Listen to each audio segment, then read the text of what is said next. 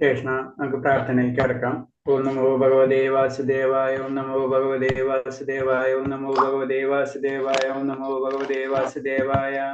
നാരായണം നമസ്കൃത്യം നരം ചൈവ നരോത്തമം ദേവീം സരസ്വതിം വ്യാസം തതോ ജയമുദിരയേത് നഷ്ടപ്രായേഷു ഭദ്രേഷു നിത്യം ഭാഗവത സേവയാ.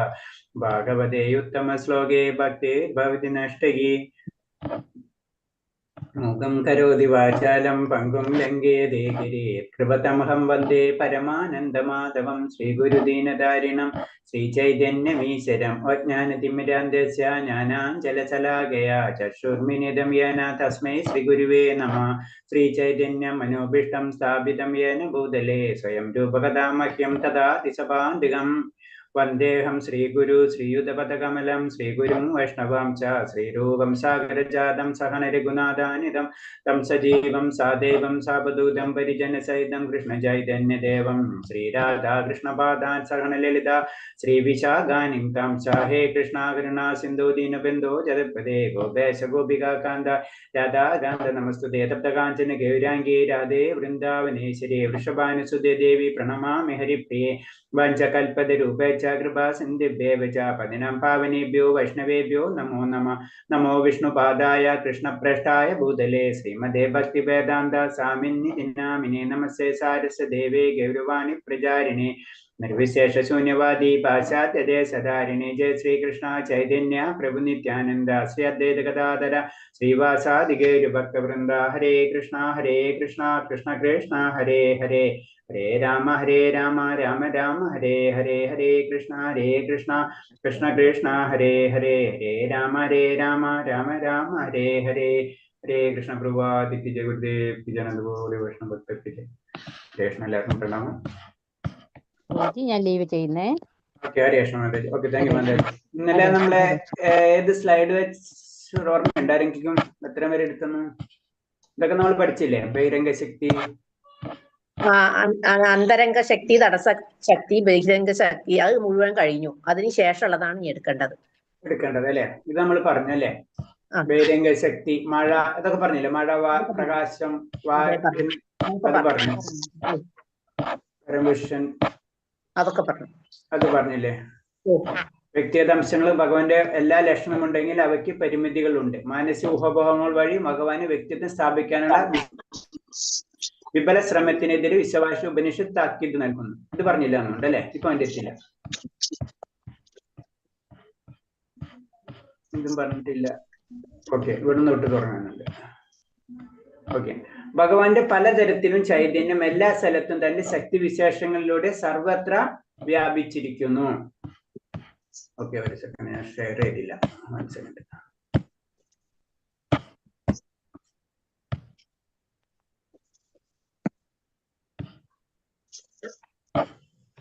അപ്പൊ പറയണെന്ന് വെച്ച് കഴിഞ്ഞാൽ ഭഗവാന്റെ പലതരത്തിലുള്ള ചൈതന്യം എല്ലാ സ്ഥലത്തും ശക്തി വിശേഷങ്ങളുടെ സർവത്ര വ്യാപിച്ചിരിക്കുന്നു. അപ്പൊ ഭഗവാൻ സ്വതാമസ്ഥനാണെങ്കിൽ കൂടിയും ഭഗവാന്റെ എന്താണ് ചൈതന്യം അത് എല്ലായിടത്തും വ്യാപിച്ചിരിക്കുന്ന പറയണത്. അപ്പൊ ഭഗവാൻ എല്ലാ കാര്യങ്ങളും അറിയാം. നമ്മളെ രീതിയിൽ പറഞ്ഞു കഴിഞ്ഞാൽ മുഖ്യമന്ത്രിക്കോ മറ്റുള്ള എല്ലാ കാര്യങ്ങളും അറിയാൻ പറ്റുന്ന പോലെ തന്നെ ഭഗവാൻ എല്ലാ കാര്യങ്ങളും അറിയാൻ പറ്റും. എങ്ങനെ? ചൈതന്യം, ഭഗവാന്റെ ചൈതന്യം എല്ലാ ആത്മാക്കളിലുണ്ട്.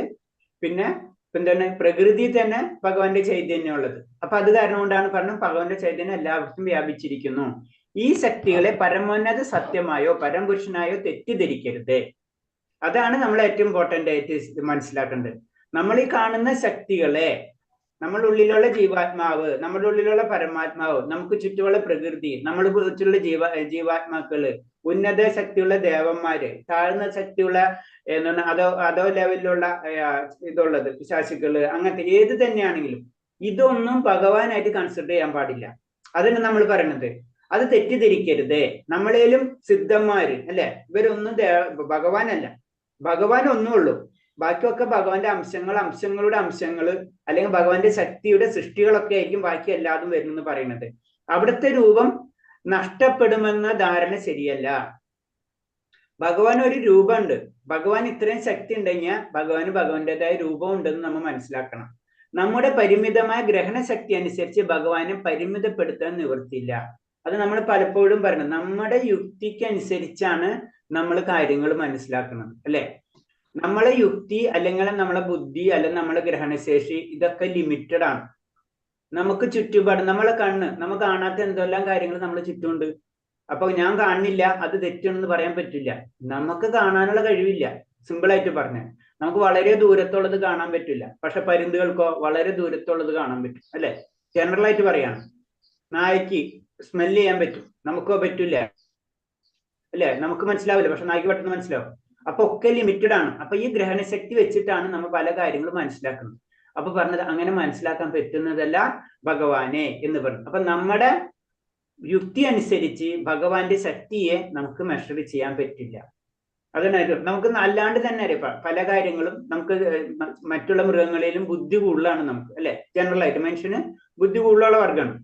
അപ്പൊ നമ്മൾ അതുപോലെ പ്രവർത്തിക്കും. അപ്പൊ ഭഗവാൻ എല്ലാം സൃഷ്ടിച്ച ഭഗവാന്റെ ചിന്താഗതിയും ആ ശക്തിയും നമുക്ക് ചിന്തിക്കാനേ പറ്റില്ല എന്നാ പറയുന്നത്. അത് ഞാൻ പലപ്പോഴും പറഞ്ഞിട്ടുണ്ട്. നമ്മൾ സിമ്പിൾ ആയിട്ട് ഒരു ഉദാഹരണം എടുക്കണം എന്ന് വെച്ച് കഴിഞ്ഞാൽ, ഇപ്പൊ നമ്മളെ ചുറ്റും കുറെ വൈറസ് ഉണ്ട് അല്ലെ? അവരും ജീവിക്കുന്നുണ്ട്, അവരും ജീവിച്ചു പോകുന്നുണ്ട്. ഇപ്പൊ കൊറോണ വൈറസ് അല്ലെ, അവർക്ക് അവരുടേതായ കൺസെപ്റ്റ് ഉണ്ട്, അവര് ഒക്കെ നടത്തുന്നുണ്ട്. അവർക്ക് നമ്മളെ പറ്റി ചിന്തിക്കാനുള്ള കഴിവുണ്ടോ? ഇല്ല. ഇല്ലേ? അവർ ആ ചിന്താഗതിയിൽ നമ്മളെ പറ്റി ചിന്തിക്കോ? ഇല്ല. അങ്ങനെ ഒരു ചിന്തയെ വരില്ല. നമ്മളിവിടെ ഇരുന്ന് മൊബൈലിൽ ഇരുന്ന് അല്ലെങ്കിൽ ഫോണിൽ ഇരുന്ന് ക്ലാസ് എടുക്കുന്നൊക്കെ ആ കൺസെപ്റ്റേ അവർക്ക് കിട്ടൂല അല്ലെ? അവരും ജീവികളാണ്. ബാക്കിയൊക്കെ പെട്ടെ ബാക്കി നമ്മൾ വേറെ ജീവികളുടെ അടുത്തപ്പോ ചിന്തിച്ചാലും പറ്റും. ഒരു നായ്ക്കടക്കം നമ്മളെ പറ്റി മനസ്സിലാക്കാൻ പറ്റുന്നില്ല നമ്മൾ എന്താണ്. സിമ്പിളായിട്ട് നമുക്കറിയാവുന്ന ഒരു നായ്ക്കായിട്ട് നമ്മൾ എന്താണെന്ന് നായ്ക്ക് നമ്മളെ മുഴുവനായിട്ട് അറിയാൻ പറ്റുന്നില്ല. അപ്പൊ ഭഗവാനെ പറ്റി നമുക്ക് എങ്ങനെ അറിയാൻ പറ്റും? നമ്മളെ ബുദ്ധിശക്തി ഒന്നും വെച്ചിട്ട് ഭഗവാനെ, അതിന് പറഞ്ഞു ഭഗവാൻ ഗോവർദ്ധനഗിരി ഉയർത്തും എന്ന് പറഞ്ഞ ഭഗവാൻ ഗോവർദ്ധനഗിരി ഉയർത്താനുള്ള കഴിവുണ്ട്. മനസ്സിലായേ? അത് നമ്മുടെ യുക്തി വെച്ചിട്ട് നമ്മൾ മെഷർ ചെയ്യണ്ട. അതിനുള്ള യുക്തിയോ ബുദ്ധിയോ നമുക്കില്ല. അതാണ് ആദ്യം നമ്മൾ ശ്രദ്ധിക്കേണ്ടത്. ഭക്തിയിൽ വരുമ്പോ അത് സത്യമാണ് ഫിനിഷ്. വ്യക്തിഗത അംശങ്ങൾക്ക് ഭഗവാന്റെ എല്ലാ ലക്ഷണം ഉണ്ടെങ്കിലും അവയ്ക്ക് പരിമിതികളുണ്ട്. നമ്മളെ കാര്യം പറയാനാണ്. നമുക്ക് എന്താണ് ഭഗവാന്റെ ക്വാളിറ്റികൾ കുറെ ഉണ്ട്. അതായത് ഒരു സമുദ്രത്തിലെ ഒരു തുള്ളി വെള്ളം പോലെയാണ് നമ്മളെ. സമുദ്രം എന്ന് പറഞ്ഞ ഭഗവാനാണെങ്കിലും സമുദ്രത്തിന്റെ ഒരു തുള്ളി. അപ്പൊ അതുപോലെ തന്നെ അതിന്റെ ഭഗവാന്റെ എല്ലാ ഗുണങ്ങളും നമ്മളെ കയ്യിലുണ്ട്. പക്ഷെ അതിന് പരിമിതി ഉണ്ട്. നമ്മൾ കടലല്ല. മാനസികമായ ഊഹാഭോഹങ്ങൾ വഴി ഭഗവാന് വ്യക്തിത്വം സ്ഥാപിക്കാൻ വിപുല ശ്രമത്തിനെതിരെ ഈശാവാസ്യ ഉപനിഷത്ത് താക്കീത് നൽകുന്നു. അപ്പൊ ഈശാവാസ്യ ഉപനിഷത്തിൽ പറയുന്നത് അതാണ്. ഭഗവാന്റെ ശക്തി നമുക്ക് ചിന്തിക്കാൻ പറ്റാത്തതാണ്. നമ്മളുടെ ഊഹാപോഹം, മാനസിക ഊഹാപോഹങ്ങൾ വെച്ച് നമുക്ക് സ്ഥാപിക്കാൻ പറ്റുന്നതല്ല ഏത് ഭഗവാനെ. അത് ഞാൻ നാളെ ഒരു ഉദാഹരണം പറഞ്ഞിട്ടുണ്ട്. ആനനെ പിടിക്കാൻ പോയിട്ടുള്ളത് അല്ലെ? കണ്ണുപൊട്ടന്മാരെ ആനനെ പിടിച്ചു കഴിഞ്ഞാല് 3 പേരും പറയണം. നമ്മളെ എല്ലാവരും അതാണ് ഭൂരിപക്ഷ അഭിപ്രായം എന്താണ്? ഇത് 4 പേരും ആനനെ പിടിക്കാണ്, കണ്ണുപൊട്ടനാണ്. പക്ഷെ 4 പേരും പിടിക്കുമ്പോൾ എന്താണ്? തൂണാണ്. ഇപ്പൊ നീ പിടിച്ചപ്പോൾ കണ്ടില്ലേ? തൂണല്ലേ. അടുത്ത ആളും പിടിച്ചത് കണ്ടില്ലേ? തൂണാണ്. ഫിനിഷ്. ഊഹാഭാവം കറക്റ്റ്, ഇത് തൂണാണ് എന്ന് അങ്ങോട്ട് ഉറപ്പിക്കാം. അതാണ് ഇപ്പോഴത്തെ ശാസ്ത്രം. മനസ്സിലായ? പക്ഷെ ഇത് കണ്ണ് തുറന്ന വ്യക്തിക്ക്, കണ്ണുള്ള വ്യക്തിക്ക് മനസ്സിലാവും ആനനെ കയറി പിടിച്ചിട്ടുള്ളത്. അതാണ് കുഴപ്പം. അപ്പൊ പറഞ്ഞാൽ ആ കണ്ണ് എന്ന് തുറക്കണോ? ഒന്നില്ലെങ്കിൽ മിണ്ടാണ്ടിരിക്കുക, അല്ലെങ്കിൽ ആ ഊഹാഭാവങ്ങൾക്ക് നിൽക്കുക, അല്ലെങ്കിൽ ആ സബ്ജക്റ്റ് അങ്ങോട്ട് വിടാം, ആനയുടെ അടുത്തേക്ക് പോകാതിരിക്കുക. അതാണ് കുഴപ്പം. മാനസിക ഊഹാപോഹം വഴി ഭഗവാനെ വ്യക്തിത്വം സ്ഥാപിക്കാൻ വിപുല ശ്രമത്തിനെതിരെ ഈശാവാസ്യ ഉപനിഷത്ത് താക്കീത് നൽകുന്നു. ഭക്തി എന്ന് പറയുന്നത് നമ്മൾ യുക്തി കൊണ്ട് നമുക്ക് മെഷർ ചെയ്യാൻ പറ്റില്ല. കാരണം ആ ശക്തി നമുക്കില്ല.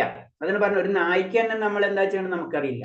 ഒരു ബാക്ടീരിയക്ക് നമ്മുടെ ജീവിതം എന്താണെന്ന് നമുക്കറിയില്ല. ഇത് നമ്മുടെ ഭൗതിക ലോകത്ത് നമുക്ക് കാണാൻ പറ്റും. പിന്നല്ലേ നമ്മളെ വെച്ചിട്ട് ഭഗവാൻ അളക്കാൻ പോകുന്നത്. ഭഗവാന്റെ അംശങ്ങളായ ജീവശക്തികൾക്ക് അവിടുത്തെ ഇച്ഛാശക്തിക്ക് വഴങ്ങി പ്രവർത്തിക്കാനുള്ള ശക്തി നൽകിയിരിക്കുന്നു. അപ്പൊ നമുക്ക് ഭഗവാൻ തന്നിട്ടുള്ള ശക്തികളാണല്ലോ അതല്ലേ? അപ്പൊ ആ ശക്തിക്ക് പരിമിതികളുണ്ട്. അതിന് ഞാൻ പറഞ്ഞു. ഇപ്പൊ ഒരു കഴുകന്, ഒരു പരുന്തിന് കാഴ്ചശക്തി വളരെ അധികം ഉണ്ട്. പക്ഷെ എന്താണ് പല പരിമിതികൾ ആ പരുന്തിനുണ്ട്. നമുക്ക് ഇതേപോലെ തന്നെ കുറെ ശക്തികളുണ്ട്, കുറെ പരിമിതികളുണ്ട്. അപ്പൊ എന്താണ് ഇത് എല്ലാ ജീവസത്തുകളും എന്തിനാ ഇച്ഛാശക്തി ഭഗവാനെ വഴങ്ങി ജീവിക്കണം. സിമ്പിളാണ്. അതിന്റെ അപ്പുറത്തേക്ക് നമുക്ക് പറ്റൂല. അതാണ് നമ്മൾ ആദ്യം തന്നെ മനസ്സിലാക്കേണ്ടത്. നമ്മൾ ഞാനാണ് ഇതെല്ലാം ചെയ്യുന്നത് എന്നുള്ള ചിന്താഗതി ഉണ്ടല്ലോ, അത് തന്നെ തെറ്റാണ്. ഈ അംശങ്ങൾ പൂർണ്ണതയെ സേവിക്കുക എന്ന തന്റെ നിയത കർമ്മം വിസ്മരിക്കുമ്പോൾ മായയിലകപ്പെട്ടതായി തീരുന്നു. അപ്പോ നമ്മൾ എന്താണ്? ഈ അംശങ്ങൾ പൂർണ്ണതയെ സേവിക്കുന്ന തന്റെ നിയത കർമ്മം വിസ്മരിക്കുമ്പോൾ, നമ്മൾ ഈ ഈശാവാസ്യ ഉപനിഷത്തിലെ ആദ്യത്തെ മന്ത്രം അല്ലെ, എല്ലാതും ഭഗവാന്റെയാണ്.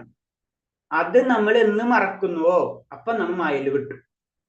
എന്റേതായി ഇവിടെ ഒന്നുമില്ല, അല്ലെങ്കിൽ എന്റേതാണ് എല്ലാതെന്ന് ചിന്തിക്കാൻ എന്ന് തുടങ്ങിയോ അന്ന് നമ്മൾ മായയിലേക്ക് പോയി എന്നാ പറയുന്നത്. എന്റേതായി ഈ ലോകത്ത് ഒന്നുമില്ല, അല്ലേ? നമ്മുടെ ശരീരം പഞ്ചഭൂതാണ്, നമ്മുടെ ആത്മാവ് ഭഗവന്റെ ആണ്. ബേസിക് ആയിട്ട് നമ്മുടെ എന്ന് പറയാൻ പറ്റുന്നത് നമുക്ക് എന്താ ഉള്ളത്? എന്റെ എന്ന് പറയാൻ പറ്റുന്നത് എനിക്കുള്ളത് എന്റെ ശരീരം മാത്രമേ ഉള്ളൂ, എന്റെ ആത്മാവ് ഉള്ളൂ, അല്ലെ? രണ്ട് കാര്യമല്ലേ ഉള്ളൂ. അപ്പൊ ഈ രണ്ട് കാര്യങ്ങളും അതും ഭഗവാന്റെ തന്നെയാണ്. അതാണ് നമ്മൾ ആദ്യം മനസ്സിലാക്കേണ്ടത്. എല്ലാ ഭൗതിക ശക്തികളെയും ഗ്രഹിച്ച് ബുദ്ധിയുക്തമായി തന്റെ പ്രയത്നവും കർമ്മശേഷിയും വേണ്ട വിധത്തിൽ പ്രയോജനപ്പെടുത്തുമ്പോൾ ബാഹ്യശക്തിയ മായയുടെ ബന്ധം കാരണം നഷ്ടപ്പെട്ടതായ മൗലികബോധത്തെ പുനർജീവിക്കാൻ കഴിയും. അപ്പൊ നമ്മൾ വീണ്ടും അത് തന്നെയാ പറയുന്നത്. നമ്മൾ എന്താണ് നമുക്ക് തന്നിട്ടുള്ള ആ ശക്തി, ആ ശക്തിയും ബുദ്ധിയും ഉപയോഗിച്ചിട്ട് നമ്മളെ കർമ്മങ്ങൾ ചെയ്യുകയാണെങ്കിൽ നമ്മൾ എന്താ ചെയ്യാ? ആ ഭഗവാനിന്റെ മായയുടെ പിടിയിൽ നിന്ന് നമുക്ക് മോചിതനാകാൻ കഴിയും. ഇപ്പൊ മായയിൽ നിന്ന് മോചിതനാണെങ്കിൽ ഭഗവാൻ തന്നിട്ടുള്ള ബുദ്ധി, അതാണ് ഭക്തിയോഗത്തെ ബുദ്ധിയോഗം എന്ന് പറയുന്നത്. ആ ബുദ്ധി ഉപയോഗിച്ചിട്ട് നമ്മൾ എന്താണ് അത് ഭഗവാന്റെ കാര്യങ്ങൾക്ക് വേണ്ടി ഉപയോഗിക്കാൻ പരിശ്രമിക്കുക. അങ്ങനെ വരുമ്പോൾ നമുക്ക് എന്താണ് ഈ ഭൗതികമായിട്ടുള്ള ബന്ധനത്തിൽ നിന്ന് മുക്തി നേടാൻ കഴിയും.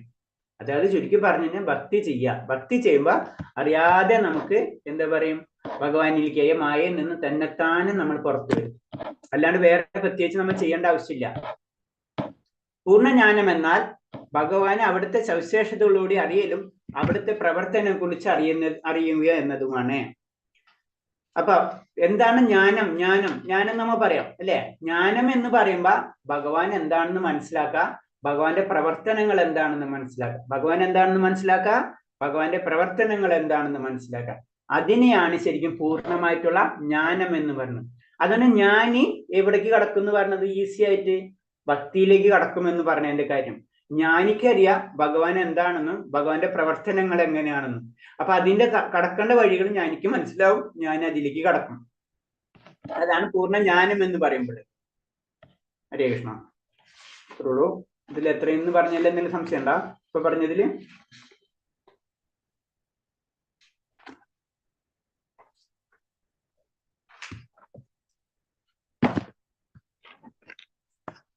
നമ്മളെ ക്വസ്റ്റ്യൻ ആൻസർ എഴുതിയിട്ടുണ്ടാ? മൂന്നെന്നാലും ആരെങ്കിലും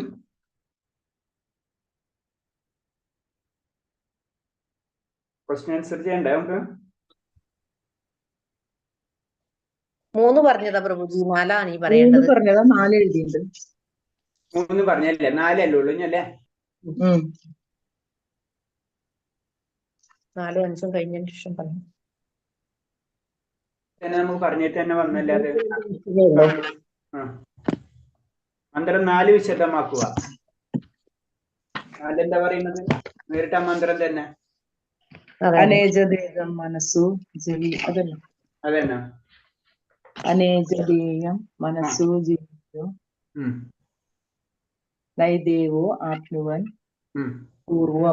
പൂർവമർഷത് തദ്ദാവതോ അജ്ഞാനതിഷ്ഠത് തസ്മിന്നവോ മാതിരിശ ദദാതി. സ്വതാമസ്ഥനെങ്കിലും പരമപുരുഷൻ ഒരു മിനിറ്റ്. സ്വതാമസ്ഥനെങ്കിലും പരമപുരുഷനെ മനസ്സിലാക്കാൻ പരമപുരുഷൻ എന്തോ തെറ്റിപ്പോയി. ഇത് വിവർത്തനത്തിൽ നേരിട്ടുണ്ട്. സ്വതാമസ്ഥനാണെങ്കിലും പരമപുരുഷൻ മനസ്സിനേക്കാൾ വേഗത കൂടിയവനും മറ്റെല്ലാവരെയും അതിക്രമിക്കാൻ കഴിയുന്നവനും ശക്തിമാന്മാരായ ദേവന്മാർക്കും അദ്ദേഹം അപ്രാപ്യൻ തന്നെ. ഒരിടത്ത് സ്ഥിതനെങ്കിലും കാറ്റിന്റെയും മഴയുടെയും മറ്റും അതിദേവതകളെ നിയന്ത്രിക്കുന്നു. മഹത്വത്തിൽ അങ്ങ് അവിടുന്ന് സകലതിനെയും അതിശയിപ്പിക്കുന്നു. ഈ 4-ാം മന്ത്രത്തില് ഭഗവാന്റെ ശക്തി കറക്റ്റായിട്ട് പറഞ്ഞു തരാണ്. ഇതാണ് ഭഗവാൻ. അല്ലാതെ നമ്മ വിചാരിക്കുന്നതല്ല ഭഗവാൻ ബ്രഹ്മമാണ്, അങ്ങനെ അതൊന്നല്ല. ഭഗവാന് സ്വധാമമുണ്ട്, പിന്നെ മനസ്സിനും വേഗതയുണ്ട്, പിന്നെ എല്ലാവരിലും മുന്നിലാണ് ഭഗവാൻ. ഈ ദേവന്മാരെ നിയന്ത്രിക്കുന്നത് ഭഗവാനാണ്. പിന്നെ എന്താണ്, ഒരിടത്ത് സ്ഥിതി ചെയ്യുന്നെങ്കിലും എന്താണ് എല്ലായിടത്തും എത്തും ഭഗവാൻ. രണ്ടാമത്തത് ഈ കാറ്റിന്റെയും മഴയുടെയും അതിന്റെ എല്ലാ ദേവതകളെയും നിയന്ത്രിക്കുന്നത് ഭഗവാനാണ്. പിന്നെ മഹത്തത്വത്തിൽ അങ്ങയുടെ മഹത്തത്വം ഭഗവാനായ മഹിമ എന്ന് പറയില്ലേ, ആ മഹിമ എന്ന് പറയുന്നത് എല്ലാവരും അതിശയിപ്പിക്കുന്നതാണ്. നമുക്ക് ചിന്തിക്കാനടക്കാൻ പറ്റും. അതിശയതല്ല, ഒരു വ്യക്തി ചെയ്യുന്ന കാര്യങ്ങൾ നമുക്ക് ചിന്തിക്കാൻ പറ്റാത്ത ലെവലിൽ വരുമ്പോഴാണ് നമ്മൾ അതിശയിക്കുക എന്ന് പറയില്ലേ. അപ്പൊ ഭഗവാന്റെ ശക്തി മറ്റുള്ളവരെ അതിശയിപ്പിക്കുന്നതാണ് എന്നാ പറയുന്നത്. ഇപ്പൊ നമ്മൾ ഒരു ഗോവർദ്ധനഗിരി ഉയർത്താം എന്ന് പറയുമ്പോൾ അത് അതിശയാണ് അല്ലെ, ചിന്തയിൽ പറഞ്ഞു. അതാണ് മഹത്വം എന്ന് പറഞ്ഞു ഭഗവാന്റെ ശക്തിനെ പറ്റി നമുക്ക് ചിന്തിക്കാൻ പറ്റില്ല. തൂണിൽ നിന്ന് വരാൻ പറഞ്ഞു, തൂണിൽ നിന്ന് വരുന്നത്. അപ്പൊ അയ ശക്തിയാണ്. അപ്പൊ അതാണ് പറഞ്ഞത്, നമ്മുടെ അപൂർണമായ ഇന്ദ്രിയങ്ങൾ വെച്ച് ഒരിക്കലും ഭഗവാന്റെ മഹിമകൾ മനസ്സിലാക്കാൻ കഴിയില്ല. ഒരു ഭക്തന് മാത്രമേ അത് മനസ്സിലാക്കാൻ കഴിയുള്ളൂ. അതാണ് പ്രഹ്ലാദ് നല്ല ഉറപ്പോടുകൂടി പറഞ്ഞത്. ഭഗവാൻ വരും, ഭഗവാൻ വരും. കാരണം ഭക്തൻ അത്ര ഉറപ്പാണ് ഭഗവാന്റെ ശക്തി എന്താണെന്ന്. ഓക്കെ, അടുത്തത് എന്താണ്? ഭഗവാന്റെ 3 ശക്തികള്. ആ, അന്തരംഗ ശക്തി, തടസ്ഥ ശക്തി, ബാഹ്യശക്തി. ബഹിരംഗ ശക്തി, ബാഹ്യശക്തി. ഓക്കെ, രണ്ട് അതിന് ഈ 3 ശക്തികളെയും വിശദമാക്കുകയാണ്. വായു, പ്രകാശം, മഴ തുടങ്ങിയ പ്രതിഭാസങ്ങളെ നിയന്ത്രിക്കുന്നതിനും ഭരിക്കുന്നതിനും ചുമതലപ്പെട്ട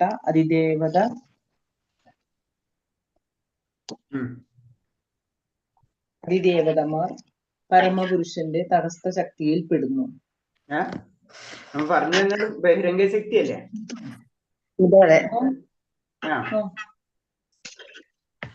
പിന്നെ മനുഷ്യരുൾപ്പെടെ താഴ്ന്ന തരം ജീവസത്തകൾ തടസ്ഥ ശക്തിയിൽ പെടുന്നു. മനുഷ്യനുൾപ്പെടെ താഴ്ന്ന തരം ജീവസത്തകൾ തടശക്തിയാണ്. നമ്മളെല്ലാവരും മനുഷ്യൻ ഉൾപ്പെടെ താഴ്ന്ന തരം ജീവസത്തകൾ തടശക്തിയാണ്. ഓക്കെ, ഭൗതിക ലോകം ഭഗവാന്റെ ബാഹ്യശക്തിയുടെ സൃഷ്ടിയും ആധ്യാത്മിക വ്യോമത്തിലുള്ള സ്വധാമം അവിടുത്തെ അന്തരംഗ ശക്തിയുടെ ആവിഷ്കാരവും ആണ്. അപ്പൊ നമ്മൾ ജനറൽ ആയിട്ട് പറയുമ്പോ, വളരെ സിമ്പിൾ ആയിട്ട് പറയുമ്പോ, ഭൗതിക ലോകം ഭഗവാന്റെ ബഹിരംഗ ശക്തി, ഭൗതിക ലോകം ഭഗവാന്റെ ബഹിരംഗ ശക്തി, ആധ്യാത്മിക ലോകം ഭഗവാന്റെ അന്തരംഗ ശക്തി, ആധ്യാത്മിക ലോകം ഭഗവാന്റെ അന്തരംഗ ശക്തി, നമ്മൾ ഉൾപ്പെടുന്ന ജീവസത്തകൾ തടസ്സശക്തി, നമ്മൾ ഉൾപ്പെടുന്ന ജീവസത്തകൾ തടസ്സശക്തി. അപ്പൊ നമ്മളിലുള്ള ജീവാത്മാവ്, ആ ആത്മാവ് തടസ്സശക്തി. ഇത് ശരിയാണ്. അന്തരംഗ ശക്തി എന്ന് പറഞ്ഞിട്ട് ഭഗവാന്റെ ആത്മീയ സ്വഭാവവും ജ്ഞാനവുമാണ് അന്തരംഗ ശക്തി. തടസ്സ ശക്തി എന്ന് പറഞ്ഞാൽ ജീവനെ മായയിൽ ആക്കി ബന്ധിപ്പിക്കുന്ന ശക്തിയെ തടസ്സ ശക്തി എന്ന് പറയുന്നു. തടസ്സശക്തി എന്ന് പറഞ്ഞു കഴിഞ്ഞാൽ താഴ്ന്നേരം ജീവസത്തകൾ നമ്മൾ തടസ്സ ശക്തിയാണ്, നമ്മളെ ബന്ധിക്കണമെന്നില്ല, നമ്മള് ആ ശക്തിയാണ്. ഭഗവാന്റെ 3 ശക്തികൾ ഉണ്ടെങ്കിൽ അതിലൊരു ശക്തി നമ്മളാണ്. നമ്മളെ ജീവാത്മാവ് ഭഗവാന്റെ തടസ്സ ശക്തിയാണ്. അതാണ് ഭഗവാൻ നമ്മുടെ ഉള്ളിലുള്ളതെന്ന് പറയുന്നത്. മനസ്സിലായോ? ഭഗവാന്റെ പെട്ടതാണ്. എന്താ? നമ്മളും ദേവന്മാരൊക്കെ ജീവാത്മാക്കളിൽ പെട്ടതാണ് തടസ്സ ശക്തിയിൽ. നമ്മൾ ഉൾപ്പെടെ ജീവാത്മാക്കൾ, അതായത് നമ്മൾ ഉൾപ്പെടെയുള്ള ദേവന്മാരും ഏതാ തടസ്സ ശക്തിയിൽ വരുന്നതാണ്. ജീവാത്മാവ് ബാഹ്യശക്തി ഭൗതിക ലോകം പ്രവർത്തിക്കുന്ന ശക്തിയാണോ ബാഹ്യശക്തി? അത് ശരിയാണ്. ഭൗതിക ലോകം എന്നുള്ള വേർഡ് പറഞ്ഞു കഴിഞ്ഞാൽ അത് ബാഹ്യശക്തി അല്ലെങ്കിൽ ബഹിരംഗ ശക്തി. ആത്മീയ ലോകം എന്ന് പറഞ്ഞു കഴിഞ്ഞാൽ അത് അന്തരംഗ ശക്തി. നമ്മള് ജീവാത്മാക്കൾ എന്ന് പറയുമ്പോൾ അത് തടസ്സ ശക്തി. എല്ലാ തരം ജീവാത്മാക്കളും, അതില് ബ്രഹ്മദേവൻ തൊട്ട് താഴത്തുള്ള ഉറുമ്പ് വരെയുള്ള എല്ലാ ജീവാത്മാക്കളും തടസ്സ ശക്തിയിൽ വരും. 3 ശക്തി, ബഹിരംഗ ശക്തി, തടസ്സ ശക്തി, പിന്നെ അന്തരംഗ ശക്തി. അന്തരംഗ ശക്തി ഭഗവാന്റെ ആധ്യാത്മിക ലോകം നിയന്ത്രിക്കുന്നത്. തടസ്സ ശക്തി നമ്മൾ ഉൾപ്പെടെ ദേവന്മാരും നമ്മളും എല്ലാ ഉറുമ്പും എല്ലാതും ഉൾപ്പെട്ടുള്ള ആ ജീവൻ, ആ ശക്തി, അതിന് തടസ്സ ശക്തി. ബഹിരംഗ ശക്തി നമുക്ക് ചുറ്റും കാണാത്തതുമായിട്ടുള്ള ഭൗതിക പ്രകൃതി, അതാണ് ഭഗവാന്റെ ബഹിരംഗ ശക്തി. അടുത്തത് പൂർണ്ണജ്ഞാനം എന്നതുകൊണ്ട് എന്താണ് അർത്ഥമാക്കുന്നത്? പൂർണ്ണജ്ഞാനം എന്തുകൊണ്ട് ഭഗവാനെ അവിടുത്തെ എല്ലാ സവിശേഷതകളോടും കൂടി അറിയലും അവിടുത്തെ പ്രവർത്തനങ്ങളെ കുറിച്ച് അറിയലുമാണ്. ഓക്കെ, ഇപ്പൊ ഈ സ്ലൈഡിൽ കാണുന്നത് പോലെ തന്നെ പൂർണ്ണജ്ഞാനം എന്നാൽ ഭഗവാനെ അവിടുത്തെ എല്ലാ സവിശേഷതകളും കൂടെ അറിയലും അവിടുത്തെ പ്രവർത്തനങ്ങളെ കുറിച്ച് അറിയലും. അതായത് ഭഗവാൻ എന്താണെന്ന് അറിയാം, ഭഗവാന്റെ പ്രവർത്തനം എന്താണെന്ന് അറിയാം. അങ്ങനെ അറിയുമ്പോഴാണ് നമ്മളെ പൂർണ്ണജ്ഞാനം എന്ന് പറയുന്നത്. ഇതെല്ലാം സംശയം ഉത്തരം പറഞ്ഞതില് ക്വസ്റ്റ്യൻ ആൻസറിൽ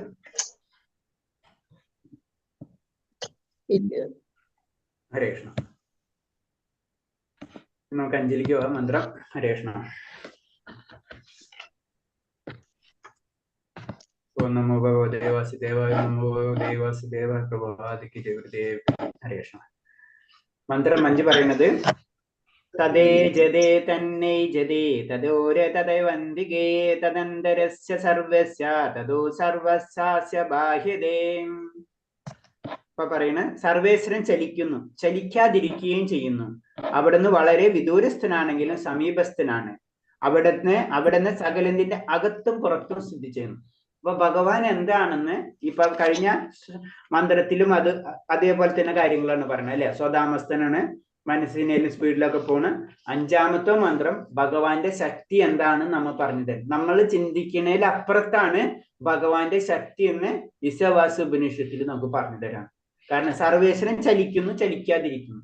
നമുക്ക് യുക്തിപരമായിട്ട് അതാണ് നമ്മൾ അചിന്ത്യം എപ്പോഴും ആ വേർഡ് ഓർമ്മിക്കണം. നമുക്ക് ചിന്തിക്കാൻ പറ്റില്ല ഭഗവാന്റെ ശക്തി. ഒരു വസ്തു ചലിക്കും, ചലിക്കാതിരിക്കും, നമുക്ക് ചിന്തിക്കാൻ പറ്റും. ഭഗവാനിൽ പറ്റും. ഭഗവാൻ ചലിക്കുകയും ചെയ്യും, ചലിക്കാതിരിക്കും. രൂപമുണ്ട്, രൂപമുണ്ട്, രൂപമില്ല, രൂപമുണ്ട്, രൂപമില്ലേ. അചിന്ത്യ അഭേദ ഭേദ തത്വം. ഭിന്നമാണ്, ഭിന്നമാണ്. ഇത് രണ്ടും കണക്റ്റഡ് ആണ്. നമുക്ക് മനസ്സിലാവില്ല എന്ന് മാത്രമേ ഉള്ളൂ. പിന്നെ അവിടെ നിന്ന് വിദൂരസ്ഥനാണെങ്കിലും സമീപസ്ഥനാണ്.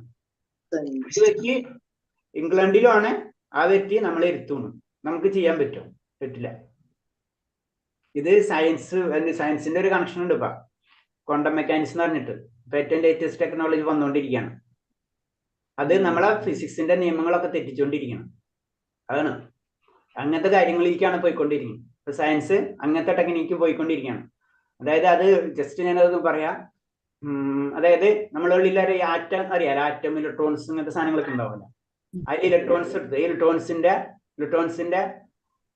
പെയർസ് ഉണ്ടാവും, അല്ലെങ്കിൽ ഇലക്ട്രോൺസിനെ മുറിച്ച് നീക്കുക. എക്സാമ്പിൾ, അത് ഇവിടെ വെച്ച് കഴിഞ്ഞാല് അതിന്റെ പകുതി വേറെ എവിടെയെങ്കിലും കൊണ്ട് വെച്ച് കഴിഞ്ഞാൽ ഇവിടെ തിരിക്കും. അതായത് എത്രങ്ങാണ്ട് ദൂരത്ത് എത്ര ഡിസ്റ്റൻസിൽ ഏതെങ്കിലും യൂണിവേഴ്സിറ്റി കൊണ്ട് വെച്ചാൽ ഇവിടെ തിരിഞ്ഞാൽ അവിടെ തിരിയും. അത് സയൻസ് പ്രൂവ് ചെയ്ത് കഴിഞ്ഞു.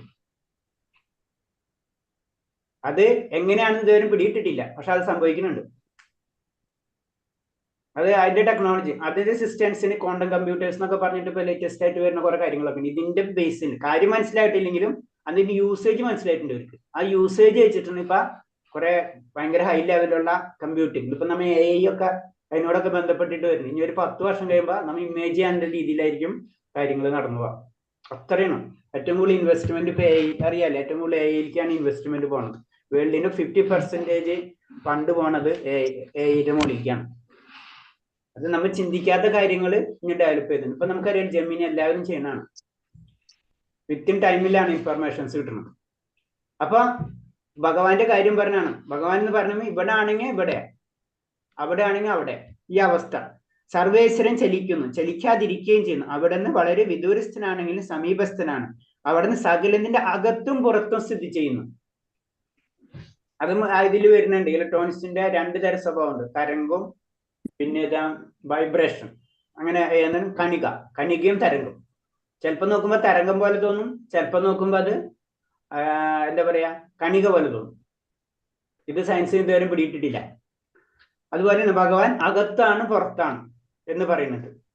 കണാദൻ, നമ്മളെ കണാദൻ കേട്ടിട്ടില്ല? കണിക സിദ്ധാന്തം ഫസ്റ്റ് ഡെവലപ്പ് ചെയ്യുന്നത് കണാദനാണ്. ഫതിനത്തിനത് വന്നിട്ടുള്ളത്. അപ്പൊ ഭഗവാന്റെ ശക്തിനെ പറ്റി പറഞ്ഞാൽ അവിടെ നിന്ന് സകലത്തിന്റെ അകത്തും പുറത്തും സ്ഥിതി ചെയ്യുന്നു. നമുക്ക് ചിന്തിക്കാൻ പറ്റില്ല. ഒരു സാധനം ഇങ്ങനെ ഒരു റൂമിന്റെ ഉള്ളിൽ വെക്കുക, ആ സാധനം ഇങ്ങനെ പുറത്തിരിക്കുക, നമുക്ക് ചിന്തിക്കാനേ പറ്റും. അപ്പൊ ഇതൊക്കെ പറഞ്ഞു തരുന്നത് ഭഗവാന്റെ ശക്തി എന്താണെന്ന് നമ്മളെ ചിന്തകൾക്കൊക്കെ അപ്പുറമാണ്. നമുക്കത് മനസ്സിലാക്കാനേ കഴിയില്ല. അതിനനുസരിച്ച് ബുദ്ധി നമുക്കില്ല. അതാണ് പറഞ്ഞത്. വളരെ സിമ്പിൾ ആയിട്ട് പറയുന്നത്. വൈറസ് അവർക്ക് നമ്മളെ ഇങ്ങനെ കമ്പ്യൂട്ടർ ഉണ്ടാക്കുന്നവർക്ക് അറിയാൻ പറ്റുമോ? ബാക്ടീരിയക്ക് അറിയാൻ പറ്റുമോ? നമ്മൾ ഇങ്ങനത്തെ ഒരു ലോകത്ത് ഇങ്ങനെ ലാപ്ടോപ്പിൽ ഇരുന്ന് ക്ലാസ് എടുക്കുന്നുണ്ടെന്ന് കാരണം അവർക്ക് അത് ചിന്തിക്കാനുള്ള ശക്തിയുള്ളൂ. അതാണ് നമ്മളെ പല തലങ്ങൾ ദേവന്മാരെ ലെവലൊക്കെ വരുമ്പോൾ ഇതൊക്കെ മാറിപ്പോകും. നമ്മളെ ചിന്താഗതിയല്ല ദേവന്മാരെ ലെവലിലുള്ള ചിന്താഗതി വരുന്നത്. അതൊക്കെ മാറും. അതൊക്കെ ഇപ്പൊ കുറെ സയൻസ് കുറെ വരുന്നുണ്ട്. എന്തോന്നു മൾട്ടി ഡയമെൻഷൻസ് എന്നൊക്കെ പറഞ്ഞിട്ടുള്ള കൺസെപ്റ്റുകളൊക്കെ കയറി വരുന്നുണ്ട്. അപ്പൊ ഭാവാർത്ഥത്തില് പറയുന്നത് ചലിക്കുന്നു ചലിക്കുന്നില്ലതാനും ഇത്തരം വൈരുദ്ധ്യം അവിടുത്തെ വർണ്ണനത്തിന് അതീതമായ ശക്തി വിശേഷത്തെ വെളിവാക്കുന്നു. നമുക്ക് വർണ്ണിക്കാൻ പറ്റില്ല ഭഗവാന്റെ വിശേഷങ്ങൾ, അത് വർണ്ണിക്കുകയാണ് ചെയ്യുന്നത്. ഏത് ഇങ്ങനെ ഭഗവാൻ ചലിക്കുന്നു ചലിക്കുന്നില്ല, രണ്ടും ഭഗവാനാണ്. നമുക്ക് രൂപമില്ല എങ്കിൽ നമുക്ക് ഇരിക്കുന്നത് നടക്കുന്നത് ഒന്ന് തന്നെ തിരിച്ചറിയാൻ പറ്റില്ല. ഭഗവാൻ നമുക്ക് കാണാൻ കഴിയാത്തതിന് കാരണം നമ്മുടെ അയോഗ്യത ഒന്നുകൊണ്ട് മാത്രമാണ്. ഭഗവാനെ കാണാൻ പറ്റാത്ത നമ്മുടെ പ്രശ്നം. ഭഗവാൻ എല്ലാവിടെയും ഉണ്ട്, പക്ഷെ ഭഗവാനെ കാണാനുള്ള കാഴ്ചശക്തി നമുക്കില്ല എന്ന് മാത്രമേ ഉള്ളൂ. മായാവതികൾ ഭഗവാനെ അപരീക്ഷണമായ വ്യാപാരങ്ങൾ മാത്രം സ്വീകരിക്കുകയും സ്വകാര്യ രൂപത്തിലുള്ള ലീലകൾ നിരാകരിക്കുകയും ചെയ്യുന്നു.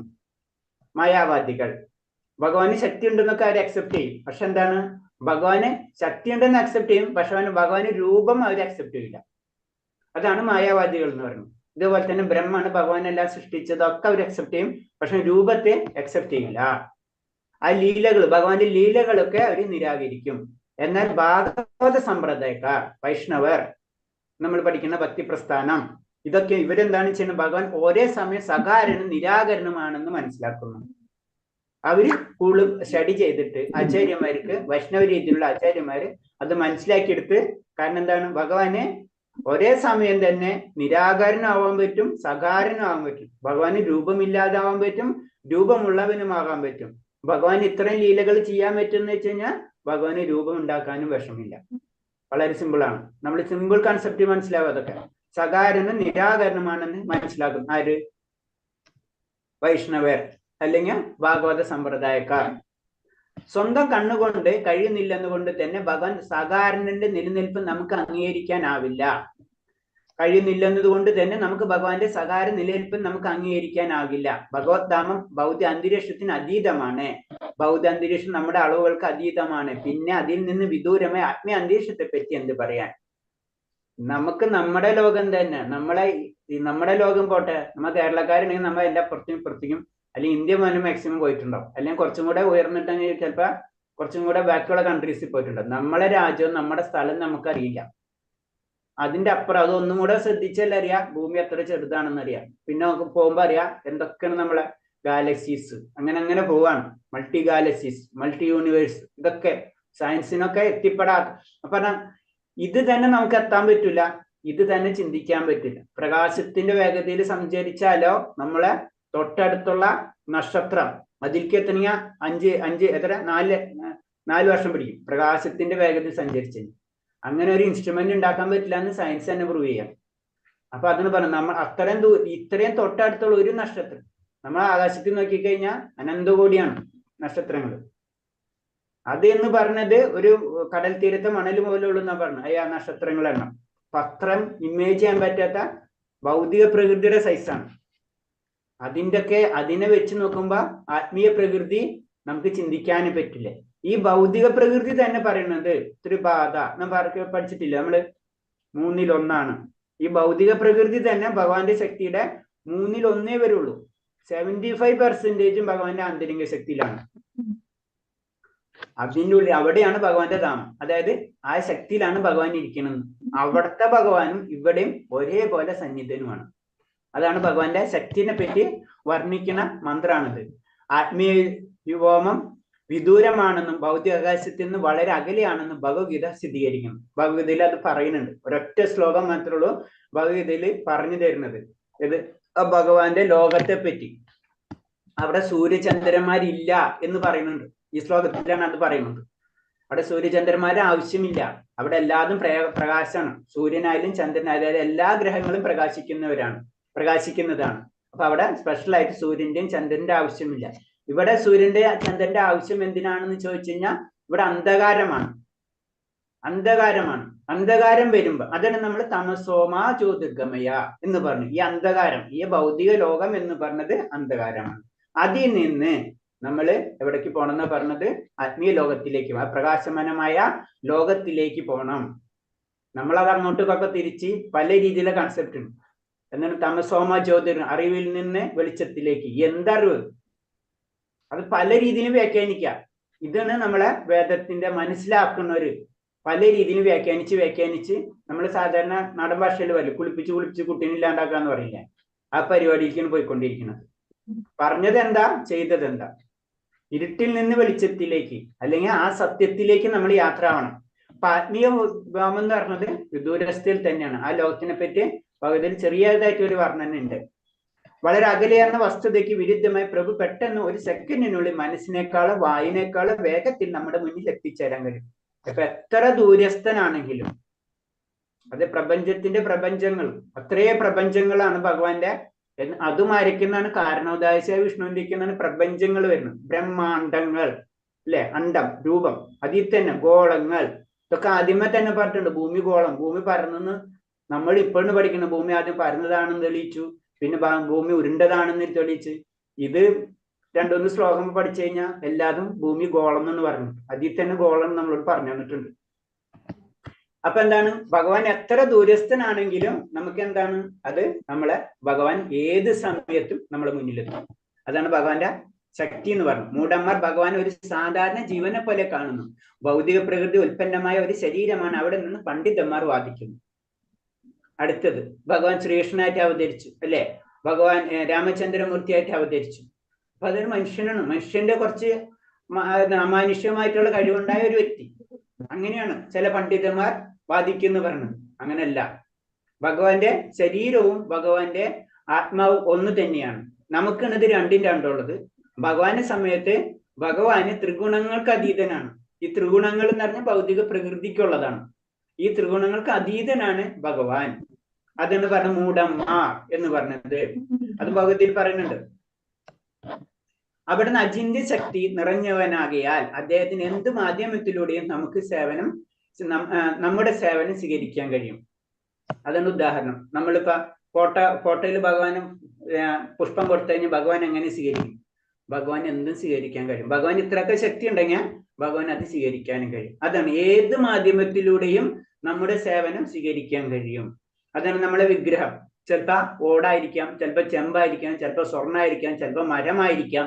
എന്ത് തന്നെയാണെങ്കിലും ഭക്തന്റെ ആഗ്രഹം അനുസരിച്ച് ഭഗവാൻ ഏത് രൂപത്തിലും വന്ന് നമ്മുടെ സേവനം സ്വീകരിക്കും. അതാണ് പ്രത്യേകത. അതാണ് ഭഗവാന്റെ ശക്തി എന്ന് പറഞ്ഞത്. അല്ലെങ്കിൽ പിന്നെ ഭഗവാൻ പറയേണ്ട ആവശ്യമില്ലല്ലോ. നമ്മള് ഊർജങ്ങളും സ്രോതസ് ഭഗവാൻ തന്നെയാകാൻ ഭഗവാൻ സ്വന്തം ഇച്ഛാനുസരണം അതിനെ പരിവർത്തനം ചെയ്യാൻ കഴിയും. അപ്പൊ എല്ലാത്തിന്റെ ഊർജം ഭഗവാനിൽ നിന്നാണ് വരുന്നത് വെച്ച് കഴിഞ്ഞാൽ, ഭഗവാന് വേണമെങ്കിൽ വെളിച്ചായിട്ട് വരാം, ഭഗവാനാണെങ്കിൽ ഇരുട്ടായിട്ട് വരാം, ഭഗവാനാണെങ്കിൽ ചൂടായിട്ട് വരാം. കാരണം എല്ലാന്ന് ഭഗവാനിൽ നിന്നാണ് വരുന്നത്. ഏത് ലെവലിലും വരാം. ഇപ്പൊ നമ്മളെ ലാപ്ടോപ്പിൽ ഏതിപ്പോ സൂം എടുക്കാൻ പറ്റും, നമുക്ക് വേണമെങ്കിൽ നമുക്ക് ടൈപ്പ് ചെയ്യാൻ പറ്റും അല്ലേ എന്ന് പറഞ്ഞ പോലെ. കാരണം ഇത് ഡെവലപ്പ് ചെയ്ത ആൾക്ക് അറിയാം ഇതൊക്കെ ചെയ്യാനുണ്ട്, ഏത് ലെവലും നമുക്ക് വർക്ക് ചെയ്യാൻ പറ്റും എന്നത് പറഞ്ഞ ഭഗവാന്റെ ശക്തി എന്ന് പറയുന്നത് അങ്ങനെയാണ്. ഏത് രൂപത്തിലും ഭഗവാന് വരാൻ പറ്റും. ഏത് എനർജി ഫോമിലും ഭഗവാന്, ചൂടാണെങ്കിൽ ചൂടായിട്ട് വരും, തണുപ്പാണെങ്കിൽ തണുപ്പായിട്ട് വരും. ഏതാണ് ഏത് രൂപത്തിലും ഭഗവാൻ. കാരണം എല്ലാതും ഭഗവാന്റെ കൺട്രോളിലാണ്. ഉദാഹരണമായി മണ്ണ്, ശില, മരം എന്നിവയാൽ നിർമ്മിതമായ വിഗ്രഹങ്ങളിൽ പ്രത്യക്ഷനാകാൻ അവിടേക്ക് കഴിയും. അപ്പൊ ഏത് മണ്ണുകൊണ്ടുണ്ടാക്കിയാലും ശില കൊണ്ടുണ്ടാക്കിയാലും, അതായത് പാറ അങ്ങനത്തെ കാര്യങ്ങൾ, എന്തോ മരം, ഇത് ഏതുകൊണ്ട് ഉണ്ടാക്കിയാലും അതിലൂടെ വിഗ്രഹം എന്ന് പറഞ്ഞു കഴിഞ്ഞാൽ ഭഗവാൻ നമുക്ക് വേണ്ടി തന്നിട്ടുള്ളതാണ്. എന്ത്? ഭഗവാന്റെ കാര്യങ്ങൾ, ഭഗവാന് ഒരേ കാര്യങ്ങൾ ചെയ്യാൻ വേണ്ടി ഭഗവാന്റെ രൂപം നമുക്ക് തരാണ്. ഈ രൂപത്തിൽ എന്നെ ആരാധിക്കൂ. ആ രൂപത്തെയാണ് നമ്മൾ പൂജിക്കണം അല്ലെ, പൂജിക്കുന്ന ആ വിഗ്രഹം അല്ലെ, ആ രൂപത്തിലാണ് നമ്മൾ ഭഗവാനെ പൂജിക്കുന്നത്. അത് ശില കൊണ്ടായാലും മണ്ണുകൊണ്ടായാലും ഏത് രൂപത്തിലാണെങ്കിലും ഭഗവാൻ അത് സ്വീകരിക്കും എന്ന് പറഞ്ഞു തരാണ്. കാരണം ഭഗവാന്റെ ശക്തി അചിന്തമാണ്. ഭഗവാൻ ആകപ്പാടെ കണക്ഷൻ ഉള്ളത് ഭക്തനും ഭഗവാനും തമ്മിലുള്ളതാണ്. അപ്പൊ ഭക്തൻ എന്ത് ചെയ്യണോ അത് ഭഗവാൻ സ്വീകരിക്കും. ഭൗതികം എന്ന് വിശേഷിക്കപ്പെടുന്ന രൂപം സ്വീകരിക്കപ്പെടുന്ന അവിടെ നിന്ന് ഭക്തൻ കാക്ഷിക്കുന്ന രൂപത്തിൽ ദർശനം നൽകി വിരാജിക്കുന്നു. ഭക്തൻ എന്താഗ്രഹിക്കുന്ന ആ രൂപത്തിൽ ഭഗവാൻ വരും. അത് മരത്തിന്റെ രൂപത്തിൽ മരത്തിന്റെ രൂപത്തിൽ വരും. ഏത് രൂപത്തിലും ഭഗവാന് വരാൻ കഴിയും. അതാണ് നരസിംഹമൂർത്തി, ഗുരുവായൂരുള്ള മരപ്രഭു. കേട്ടിട്ടില്ല അത്? എന്റെ കഥ ഗുരുവായൂർ എന്ന് പറയുന്ന ഭഗവാൻ ഏത് രൂപത്തിലും വരുമെന്ന് നമ്മൾ മനസ്സിലാക്കുക, അത്രേ ഉള്ളൂ. ഏത് രൂപം, ഭക്തൻ ഏത് രൂപമാണ് ആഗ്രഹിക്കുന്നത് ആ രൂപത്തിൽ വരും. ഭക്തൻ ഏത് രൂപത്തിൽ ആഗ്രഹിച്ച ആ രൂപത്തിൽ വരും. ആരാധന വിഗ്രഹ രൂപം ആരാധകന്റെ ഭാവനയ്ക്ക് അനുസരിച്ചതല്ല രൂപം കൊള്ളുന്നതെന്നും ഈ രൂപം എല്ലാ പരിച്ഛേദവും കൂടി സനാതനായി നിലനിൽക്കുന്നതുമാണ്. അതിന്റെ അർത്ഥം എന്ന് പറഞ്ഞു കഴിഞ്ഞാല് നമ്മ ഭഗവാനെ ആരാധിക്കുന്നത്, ഇപ്പൊ നമ്മള് എക്സാമ്പിൾ പറഞ്ഞു കഴിഞ്ഞാല്, ഇപ്പൊ നമ്മള് നരസിംഹമൂർത്തിനെ ആരാധിച്ചു. അപ്പൊ നരസിംഹമൂർത്തി ഉള്ളതാണ്, ആ മൂർത്തിനാണ് നമ്മൾ ആരാധിക്കുന്നത്. നമ്മളെ ചിന്ത എന്ന് പറഞ്ഞത് ഭഗവാൻ അറിയാം. നമുക്ക് ഭഗവാനെ വരാഹമൂർത്തി കാണണമെന്ന് പറഞ്ഞ വരാഹമൂർത്തി ഉണ്ട്. കാരണം നമ്മളെ മനസ്സും ബുദ്ധിയും സെറ്റ് ചെയ്തിട്ടുള്ളത് ആരാണ്? ഭഗവാൻ അല്ലെ. ഇപ്പൊ ഈ ലാപ്ടോപ്പിലുള്ള സോഫ്റ്റ്വെയർസ്, അത് ഒരു എഞ്ചിനീയറെ, സോഫ്റ്റ്വെയർ എഞ്ചിനീയർക്ക് അറിയാം ഇതിൽ ഇതൊക്കെ ഉള്ളൂ അല്ലെ. നമ്മൾ ഇതിൽ കൂടുതൽ നമുക്ക് ചെയ്യാൻ പറ്റില്ല, വേറൊരു ടെക്നോളജി ഇതിൽ കൊണ്ട് അഡ്ജസ്റ്റ് ചെയ്യാൻ പറ്റില്ല അല്ലെ. അപ്പൊ അതേപോലെ തന്നെ നമ്മളെ ചിന്ത ഭഗവാൻ അറിയാം. അപ്പൊ നമ്മൾ ഇതിൽ കൂടുതൽ ചിന്തിക്കില്ല. നമ്മളെ ആഗ്രഹം ഇത്രയൊക്കെ ആഗ്രഹമുള്ളൂ എന്ന് നമുക്ക് കറക്റ്റായിട്ട് അറിയാം. ഇപ്പൊ ഷോപ്പിംഗ് ഇതിൽ വെച്ചിരിക്കണ പോലെ സാധനങ്ങൾ ഇത്ര സാധനം, നമുക്ക് അത്ര സാധനം മതി. നമ്മളൊരു സാധനങ്ങൾ ഇപ്പൊ ഒരു ഷോപ്പിംഗ് കോംപ്ലക്സിൽ പോയി, അവിടെ വെച്ചിട്ടുള്ള സാധനം അവർക്കറിയാം. നമുക്ക് ഈ ഒരു പറയില്ല, ഒരു ചെറിയ ചെറിയ കവലകളിൽ ചെറിയ ചെറിയ മാർക്കറ്റ് ഉണ്ടാവും അല്ലെ. ആ ചുറ്റുപാടുള്ള ആൾക്കാർക്ക് അതിന്റെ ആവശ്യമുള്ളൂ, മനസ്സിലായേ? അത് അവർക്കറിയാം. എന്ന് പറഞ്ഞ പോലെ നമ്മുടെ ചിന്താഗതി മുഴുവനും ഭഗവാന്റെ കയ്യിലാണ്. അപ്പൊ നമ്മൾ എന്ത് ചിന്തിക്കുന്നു, നമ്മൾ എന്ത് ആഗ്രഹം എന്ന് ഭഗവാൻ അറിയാം. അതാണ് പറഞ്ഞത് ആരാധന വിഗ്രഹ രൂപം ആരാധനയ്ക്ക് ഭഗവാൻക്ക് അനുസരിച്ചുമല്ല രൂപം കൊള്ളുന്നത്. ഈ രൂപം എല്ലാ പരിച്ഛേദങ്ങളും കൂടി സനാതനമായി നിലനിൽക്കുന്നതാണ്. അത് അപ്പോഴും ഉണ്ട്, ഏത് സമയത്തും നിലനിൽക്കുന്നതാണ്. നമ്മൾ അത് ആഗ്രഹിക്കുന്നു. ഉള്ള സാധനത്തിനെയാണ് നമ്മൾ ആഗ്രഹിക്കാൻ പറ്റുള്ളൂ. കാരണം അങ്ങനത്തെ ഒരു ബുദ്ധിശക്തിയോ നമ്മളെ പ്രോഗ്രാമുടാണ് നമ്മളെ ഏത് ബുദ്ധി. നമുക്ക് വേറെ സ്പെഷ്യൽ പവറൊന്നുമില്ല, അത് പ്രോഗ്രാം ചെയ്ത് വെച്ചിരിക്കുന്നു. അപ്പൊ അതിനനുസരിച്ച് നമ്മൾ മാറുള്ളൂ. അതാണ് പറഞ്ഞത്, അത് സനാതനമായിട്ട് നിലനിൽക്കുന്നതാണ്. സമർപ്പിതാത്മാക്കൾ അല്ലാത്തവർക്ക് അവിടുന്ന് വിദൂരസ്ഥനും അപ്രാപ്തനും അർപ്പിതാത്മാക്കൾക്ക് അവിടുന്ന് സദാ പ്രാപ്തനുമാണ്. അതായത് ഈശ്വരവിശ്വാസി അല്ലാത്തവർക്ക് ഭഗവാനെ കിട്ടില്ല, ഈശ്വരവിശ്വാസികൾക്ക് ഭക്തന്മാർക്ക് ഭഗവാൻ എപ്പോഴും കിട്ടും. രണ്ടും ക്ലിയർ ആണ്. വിശ്വാസം ഇല്ലാത്തവർക്ക് എന്ത് പറഞ്ഞാലും ഭഗവാനെ കിട്ടില്ല, വിശ്വാസമുള്ളവർക്ക് എങ്ങനെയായാലും ഭഗവാനെ കിട്ടും. രണ്ടും രണ്ട് ഡയറക്ഷൻ. സകല ശക്തികളുടെയും നിയന്താവായാൽ അവിടുന്ന് അതിന്റെ സ്വാധീനത്താൽ വംശബദ്ധനാകുന്നില്ല. അതിനാൽ ആ ശക്തിയുടെ ഗുണങ്ങളൊന്നും ബാധിക്കാതെ സ്വന്തം ഇഷ്ടാനുസരണം ആ ഓജസ്സിന് അവിടെ പ്രയോജനപ്പെടുത്താൻ കഴിയും. ഈ അർത്ഥത്തിൽ അവിടുന്ന് നിർഗുണനാണ്. ഭഗവാൻ നിർഗുണനാണ്. നമുക്കറിയാം 3 ഗുണങ്ങളുണ്ട്, സത്ത് രജസ് തമസ് അല്ലെ. ഈ 3 ഗുണം നിർമ്മിച്ചത് ഭഗവാനാണ്. അത് കാരണം കൊണ്ട് ഭഗവാൻ ആ ഗുണത്തില് പെടില്ല. ഭഗവാൻ ഭൗതിക ലോകത്തിൽ ഇറങ്ങിക്കഴിഞ്ഞാൽ ഭൗതിക ശരീരം എടുക്കേണ്ട ആവശ്യമില്ല. ഈ ഭൗതിക ശരീരം നിർമ്മിച്ചത് ആരാണ്? ഭഗവാനാണ്. അത് കാരണം കൊണ്ടാണ് ഭഗവാന് നിർഗുണൻ. ഗുണമില്ലാത്തവനല്ല.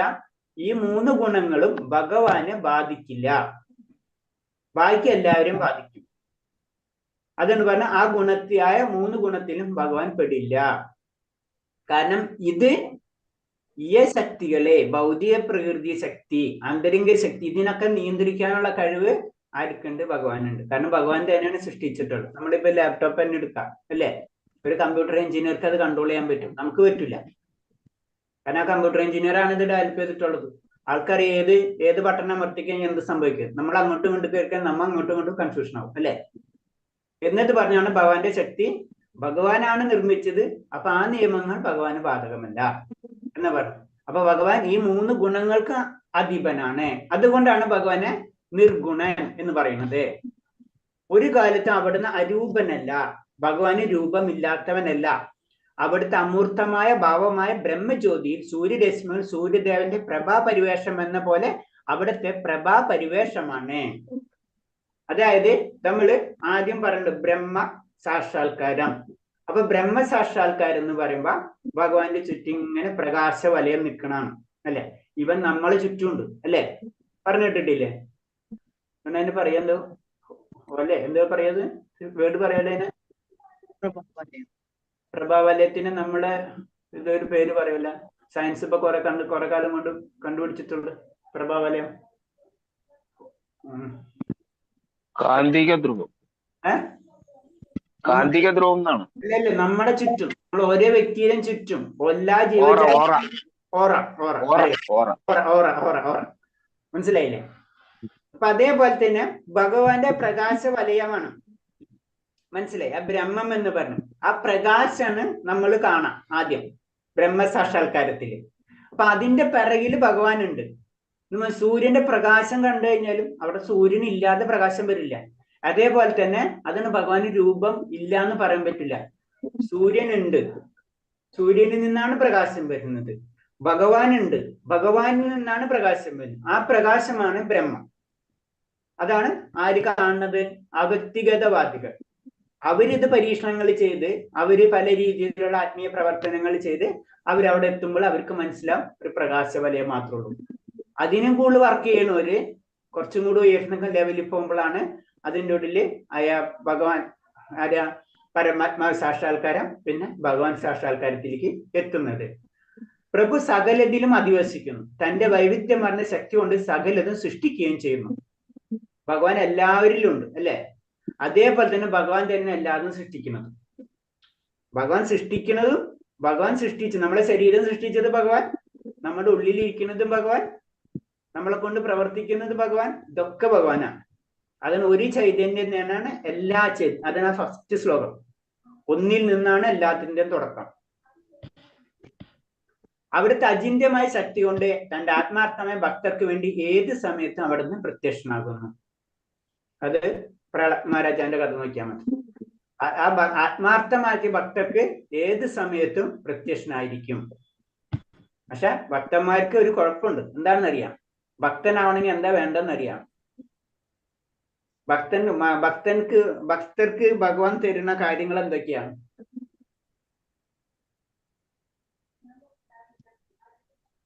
ഹരേഷ്ണ, ഒരു ഭക്തന് വേണ്ട യോഗ്യതകൾ എന്തൊക്കെയാണ്? അല്ലെങ്കിൽ ഭഗവാൻ ശരിക്കും ഭക്തന് എന്താ കൊടുക്കാം?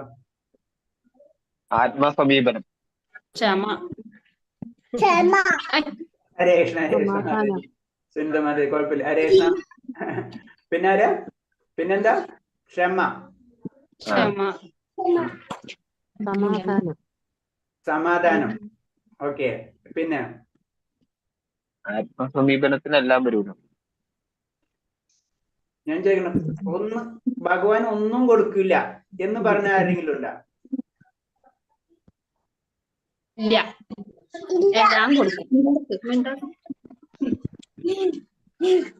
അതായത് ചുരുക്കി പറഞ്ഞു തന്നെ, ഇനിയിപ്പോ നമ്മൾ ഓരോരുത്തരും പൂന്താനത്തിന്റെ കഥ എടുത്തു നോക്ക്, അല്ലെങ്കിൽ എന്ത് പറഞ്ഞപ്പ ആരെയാണ് ധ്രുവ മഹാരാജിന്റെ കഥ എടുത്തു കൊടുക്ക്, നാരദന്റെ പഴയ ജന്മം എടുത്തു കൊടുത്തു, പ്രഹ്ലാദ് മഹാരാജിന്റെ കഥ എടുത്തു നോക്ക്, ഈവൻ കുന്തിദേവിയുടെ കഥ എടുത്തു നോക്ക്, പാണ്ഡവരെ കഥ എടുത്തു നോക്ക്.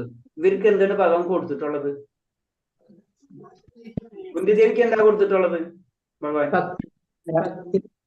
ഭഗവാൻ കുന്തിദേവിക്ക് എന്താ കൊടുത്തിട്ടുള്ളത്?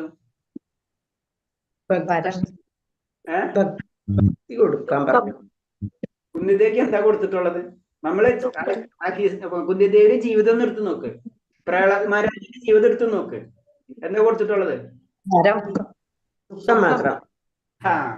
മനസ്സിലായ? ഏറ്റവും കൂടുതൽ പരീക്ഷണം ആർക്കാ കിട്ടാൻ? അപ്പൊ ഭക്തന്മാർക്കാണ് കിട്ടാൻ, അല്ലേ? ഭക്തനത് പരീക്ഷണമായിട്ട് തോന്നൂല, അത് വേറെ കാര്യം. അതാണ് ഭക്തൻ. അവിടെ എത്തുമ്പോഴാണ് ഭക്തന് അത് പരീക്ഷണം. പ്രഹ്ലാദ് മഹാരാജനെ പിടിച്ചിട്ട് കാട്ടിലിടും, തീയിലെറിയും. പക്ഷെ പ്രഹ്ലാദ് മഹാരാജന് അത് തോന്നുന്നില്ല, എന്നെ പരീക്ഷിക്കുകയാണെന്ന് കൂടെ തോന്നില്ല. മനസ്സിലായി? അതാണ് ഭക്തൻ. അപ്പൊ നമ്മൾ അതേ ലെവലിലേക്ക് ഉയരുമ്പോഴാണ് ഭഗവാന്റേതായിട്ട് എടുക്കുള്ളൂ. നമ്മളെ കംപ്ലീറ്റ് എല്ലാതും എടുത്ത് കളയാണ്. നമ്മളെ ചുറ്റുപാടുള്ള എല്ലാതിനും എടുത്ത് കളഞ്ഞിട്ട് നമ്മളെ മാത്രം അങ്ങോട്ട് എടുക്കും. നമ്മൾ ഓരോന്നും എടുത്ത് കളയുമ്പോഴേക്കും നമുക്ക് വിഷമം തോന്നും. സത്യം പറഞ്ഞു കഴിഞ്ഞാൽ നമ്മളെ ചുറ്റുപാടിന് ഓരോന്നിനും എടുത്ത് കളയുമ്പോഴേക്കും നമുക്ക് വിഷമം തോന്നും. ഭഗവാൻ ഓരോന്ന് കട്ട് ചെയ്യും. അതാണ് പ്രശ്നം. അത് പ്രഭാസ്വാമിയുടെ കഥയിൽ പ്രഭാസ്വാമി കറക്റ്റായിട്ട് പറഞ്ഞു തരുന്നു. ലൈഫിൽ പറഞ്ഞിട്ടുണ്ടോന്ന് അറിയില്ല. കാരണം ഓരോന്നോരോന്ന് ലൈഫിൽ ഇങ്ങനെ കട്ട് ചെയ്ത് ലാസ്റ്റ് പ്രഭുസ്വാമിക്ക് മനസ്സിലാവണം ഇത് ഭഗവാന്റെ ലീലയാണ്. അന്ന് ലാസ്റ്റ് ഒന്നുമില്ലാത്ത അവസ്ഥയിൽ നിന്നാണ് പിന്നെ എല്ലാതും സ്റ്റാർട്ട് ആവുന്നത്. അതാണ് ധ്രുവ മഹാരാജ ഒക്കെ നമ്മൾ എടുത്തു കഴിഞ്ഞാല് എല്ലാതും ഇങ്ങനെ എടുത്ത് കളഞ്ഞ് ശരിക്കും സംസ്കരിക്കും, പരിശുദ്ധീകരിച്ച് അങ്ങോട്ട് കൊണ്ടുപോവാണ് ചെയ്യുന്നത്. പൂന്താനത്തിന്റെ പൂന്താനത്തിന്റെ കഥയല്ലേ, ഒരു മകനുണ്ടായിട്ട് ആ കഥയല്ലേ അത്. കുന്തിമാതാവ് പറഞ്ഞ എനിക്ക് ദുഃഖം തരണം എന്നാണല്ലോ, ദുഃഖം തരണം എന്നാണ് പറയുന്നത് അല്ലെ. അപ്പൊ അതാണ് പറഞ്ഞത്, പരീക്ഷണങ്ങൾ തന്നോളാനാണ് പറയുന്നത് ഭക്തന്മാര്. ഹരിചന്ദ്രന്റെ കഥ അങ്ങനെ തന്നെയാണല്ലോ. ഹരിചന്ദ്രന്റെ കഥ അതാണ് ഭക്തന്മാരാവാ എന്ന് പറഞ്ഞു കഴിഞ്ഞാൽ, സത്യം പറഞ്ഞു കഴിഞ്ഞാൽ നമ്മളെ പോലുള്ളവർക്ക് ചെറിയ വിഷമായിരിക്കും. കാരണം എന്താ വെച്ചാൽ എങ്ങനെയാണ് നമുക്ക് പ്രശ്നമില്ലാത്തതെന്ന് വെച്ച് കഴിഞ്ഞാൽ നമ്മൾ അത്ര ഉയരിലേക്ക് എത്തുമ്പോഴായി പ്രശ്നങ്ങൾ വരുള്ളൂ. അത് ലാസ്റ്റ് ചെക്കിംഗ് ആണ്. അവിടെയൊക്കെ എത്തുമ്പോൾ എല്ലാതും എടുത്ത് കളഞ്ഞ് ലാസ്റ്റ് നമ്മളെ തന്നെ അങ്ങോട്ട് പിക്ക് ചെയ്യും. നമ്മളിങ്ങനെ അത് ഒരു ജന്മങ്ങൾ കൊണ്ടല്ല, ബഹുനാം ജന്മനാമന്തി, പല ജന്മങ്ങൾക്കായിട്ടാണ് നമുക്ക് ഇങ്ങനത്തെ ഒരു ഭാഗ്യം കിട്ടുക. അങ്ങനെ ഭാഗ്യം കിട്ടിയവരാണ് ലാസ്റ്റ് ഗോപന്മാരൊക്കെ ആയിട്ട് വരുന്നത്. അവിടെ എത്തുമ്പോ പിന്നെ ഭഗവാനെ പ്രാർത്ഥിക്കേണ്ട ആവശ്യമൊന്നുമില്ല അല്ലെ. ഭഗവാനായിട്ട് കളിക്കണവര് അല്ലേ, അയ്യോ ഭഗവാൻ ശ്രീകൃഷ്ണനാണല്ലോ എന്ന് പറഞ്ഞിട്ട് അവർ പ്രാർത്ഥിച്ചിരിക്കണില്ലല്ലോ. ഭഗവാന്റെ മുകളിൽ കയറിന്നിട്ട് കളിക്കുകയാണ് അവർ. അത് കണ്ടിട്ടാണ് ബ്രഹ്മാവിന് ഇത് എന്താ നടക്കുന്ന ബ്രഹ്മാവ് വന്നിട്ട് നോക്കുന്നത്. ഓർമ്മയില്ല കഥ? ഭയങ്കര പരമത്തെ ദിവ്യാത്മ പുരുഷനാണല്ലോ, ഇവിടെ ഇത് എന്താ കാണിക്കുന്നത്, പിള്ളേരായിട്ട് കളിച്ചുകൊണ്ടിരിക്കണോ എന്ന് വിചാരിച്ചിട്ടാണ് അയാൾ ലീല കാണിക്കുന്നത്. ഓർമ്മയില്ല അത്? എല്ലാവരും എടുത്തുകൊണ്ട് പോകണം, എല്ലാവരും കൊണ്ടുപോകും. ലാസ്റ്റ് വീണ്ടും ബ്രഹ്മാവ് വന്ന് നോക്കുമ്പോ വീണ്ടും അവരവിടെ തന്നെ ഉണ്ട്. അപ്പൊ ഉണ്ടോ ബ്രഹ്മാവിന് മനസ്സിലായത് ഞാൻ ഉദ്ദേശിച്ച ആളല്ലാന്ന് ബ്രഹ്മാവിന് മനസ്സിലാവുന്നത്. ഭഗവാന്റെ ശക്തികളെ പറ്റി പറഞ്ഞു, നമുക്ക് ചിന്തിക്കാൻ പറ്റില്ല അങ്ങനത്തെ ശക്തികൾ. അപ്പൊ അതേപോലെ തന്നെ നരസിംഹ ഭഗവാൻ നാസ്തികനായ രാജാവിന്റെ ആജ്ഞപ്രകാരമല്ല, ഭക്തനായ പ്രഹ്ലാദന്റെ ആഗ്രഹപ്രകാരമാണ് സ്തംഭത്തിനുള്ളിൽ പ്രത്യക്ഷനായത്. ഒരു നിരീശ്വരവാദി പറയണം നിന്റെ കാണിച്ചു കൊടുക്കാൻ പറഞ്ഞ് കാണിച്ചു കൊടുക്കൂല. പക്ഷെ ഒരു ഭക്തൻ പറഞ്ഞു കഴിഞ്ഞാൽ വരും. അല്ലാണ്ട് ഹിരണ്യകശിപ്പിന് വേണ്ടിയല്ല ആര് വന്നത്, നരസിംഹഭഗവാൻ വന്നത് പ്രഹ്ലാദ് മഹാരാജാവിന് വേണ്ടിയാണ് വരുന്നത്. ഭക്തന്മാർക്ക് വേണ്ടി, ഭക്തന്മാരെ ആജ്ഞ കേൾക്കാൻ വേണ്ടി ഭഗവാൻ നിൽക്കും എപ്പോഴും, മറ്റൊരു വാക്ക് കേൾക്കാനല്ല. അതാണ് പറയുന്നത്, ഒരു നാസ്തികനെ പ്രഭുവിനോട് പ്രത്യക്ഷനാകാൻ ആജ്ഞാപിക്കാൻ കഴിയില്ല. ഞാൻ ഭഗവാനെ കണ്ട വിശ്വസിക്കാം, ഭഗവാനെ ഒരു നിർബന്ധമില്ല വിശ്വസിപ്പിക്കണം. Simple, finish. ഇത്രയുള്ള കാര്യം അത്. ഒരു നാസ്തികനോട് പ്രഭുവിനോട് പ്രത്യക്ഷനാകാൻ ആജ്ഞാപിക്കാൻ കഴിയില്ല. തന്റെ ഭക്തനോട് കാരുണ്യം കാട്ടാൻ പ്രഭു എവിടെയും ഏത് സമയത്തും പ്രത്യക്ഷപ്പെടും. ഭഗവാൻ അങ്ങനെയാണ്, ഏത് സമയത്തും പ്രത്യക്ഷപ്പെടും. അപ്പൊ ഈ മന്ത്രത്തിനോട് ബന്ധപ്പെട്ടിട്ടുള്ളത് അതൊക്കെ ഭഗവാന്റെ ശക്തി നമ്മൾ ചിന്തിക്കേണ്ടതല്ല. അകത്തും പുറത്തും ഉണ്ട്, ദൂരത്തുണ്ട്, സമീപസ്ഥനാണ്, ചലിക്കുകയും ചെയ്യും ചലിക്കാതിരിക്കുകയും ചെയ്യും. പിന്നെ അകത്തും പുറത്തും, നമ്മുടെ ഉള്ളിലും അകത്തും പുറത്തും ഭഗവാൻ ചെയ്യുന്നു. ഇതൊക്കെ ഭഗവാനാണ്. ആ ശക്തി അങ്ങനെയാണ്. നമ്മ ചിന്തിക്കുന്നതിന് അപ്പുറത്താണ് ഭഗവാൻ എന്ന് പറഞ്ഞു തരാണ്. ഭഗവതി 4:8 പറയുന്നു, നാസ്തികരെ നശിപ്പിക്കാനുള്ള സാധുക്കളെ സംരക്ഷിക്കുന്ന ഭഗവാൻ അവതാരം ചെയ്യുന്നു. പരിത്രാണായം സാധുന, നമുക്കറിയാം പരിത്രാണ, അതന്നെ ആ ശ്ലോകം തന്നെ. അപ്പൊ എന്താണ് ഭക്തരെ സംരക്ഷിക്കുക? ഫസ്റ്റ് ലൈനാണ് പരിത്രാണായം സാധുനാം വിനാശായ ചതുഷ്കൃത. അപ്പൊ ആദ്യം എന്തിനാ ഫസ്റ്റ് പ്രയോറിറ്റി എന്താണ്? സാധുക്കളെ രക്ഷിക്കാൻ. പിന്നെയാണ് പറയുന്നത് ആരെ? ദുഷ്കൃതി, അവരെ നശിപ്പിക്കുക എന്ന് പറയുന്നത് അല്ലെ. വിനാശായം ചതുഷ്കൃത, രണ്ടാമത്തേതിലാണ് നാശം. ആദ്യത്തെ ഇതെന്താണ്? രക്ഷിക്കലാണ്. അപ്പൊ സാധുക്കളെ, അതായത് ഭക്തന്മാരെ രക്ഷിക്കലാണ് ഭഗവാന്റെ ആദ്യത്തെ ഡ്യൂട്ടി. അതാണ് പറഞ്ഞത്, സാധുക്കളെ രക്ഷിക്കുന്നതിനാണ് ഭഗവാൻ അവതാരം ചെയ്യുന്നത്. ആദ്യ പുരുഷൻ ഗോവിന്ദ ഭാഗിക ആവിഷ്കാരമായി സകലത്തിലും സ്ഥിതി ചെയ്യുന്ന ബ്രഹ്മസംഹിത പറയുന്നു. അവിടുന്ന് പ്രപഞ്ചത്തിൽ ഓരോ അണുവിലും പ്രവേശിക്കുന്നു. ഭഗവാൻ വീണ്ടും ബ്രഹ്മസംഹിത, അതിലും ഇത് തന്നെയാണ് പറയുന്നത്. എല്ലായിടത്തും ഭഗവാൻ നിലനിൽക്കുന്നുണ്ട്, ഓരോ അണുവിലും ഭഗവാനുണ്ട്. അന്തര്യാമിയായി എല്ലാ സാക്ഷിയെ ഉള്ളിൽ സ്ഥിതി ചെയ്യുന്നതും നമ്മുടെ കർമ്മങ്ങൾ പ്രദാനം ചെയ്യുന്നതും ഭഗവാനാകുന്നു. അപ്പൊ നമ്മളുള്ളിൽ പരമാത്മാവുണ്ട്, ജീവാത്മാവുണ്ട്. അപ്പൊ പരമാത്മാവ് തന്നെയാണ് ജീവാത്മ. ഇതാണ് ദ്വൈത അദ്വൈതൊക്കെ ലെവലിലുള്ള ക്ലാഷിങ് വരുന്ന ഇങ്ങനത്തെ പോയിന്റ്സിലാണ്. ഈ പരമാത്മാവ് തന്നെയാണ്, പരമാത്മാവിന്റെ അംശം തന്നെയാണ് ജീവാത്മാവ്. പരമാത്മാവ് എന്ന് പറയുമ്പോൾ ഭഗവാൻ തന്നെയാണത്. അപ്പൊ നമ്മളുള്ളില് രണ്ടാത്മാക്കളായി.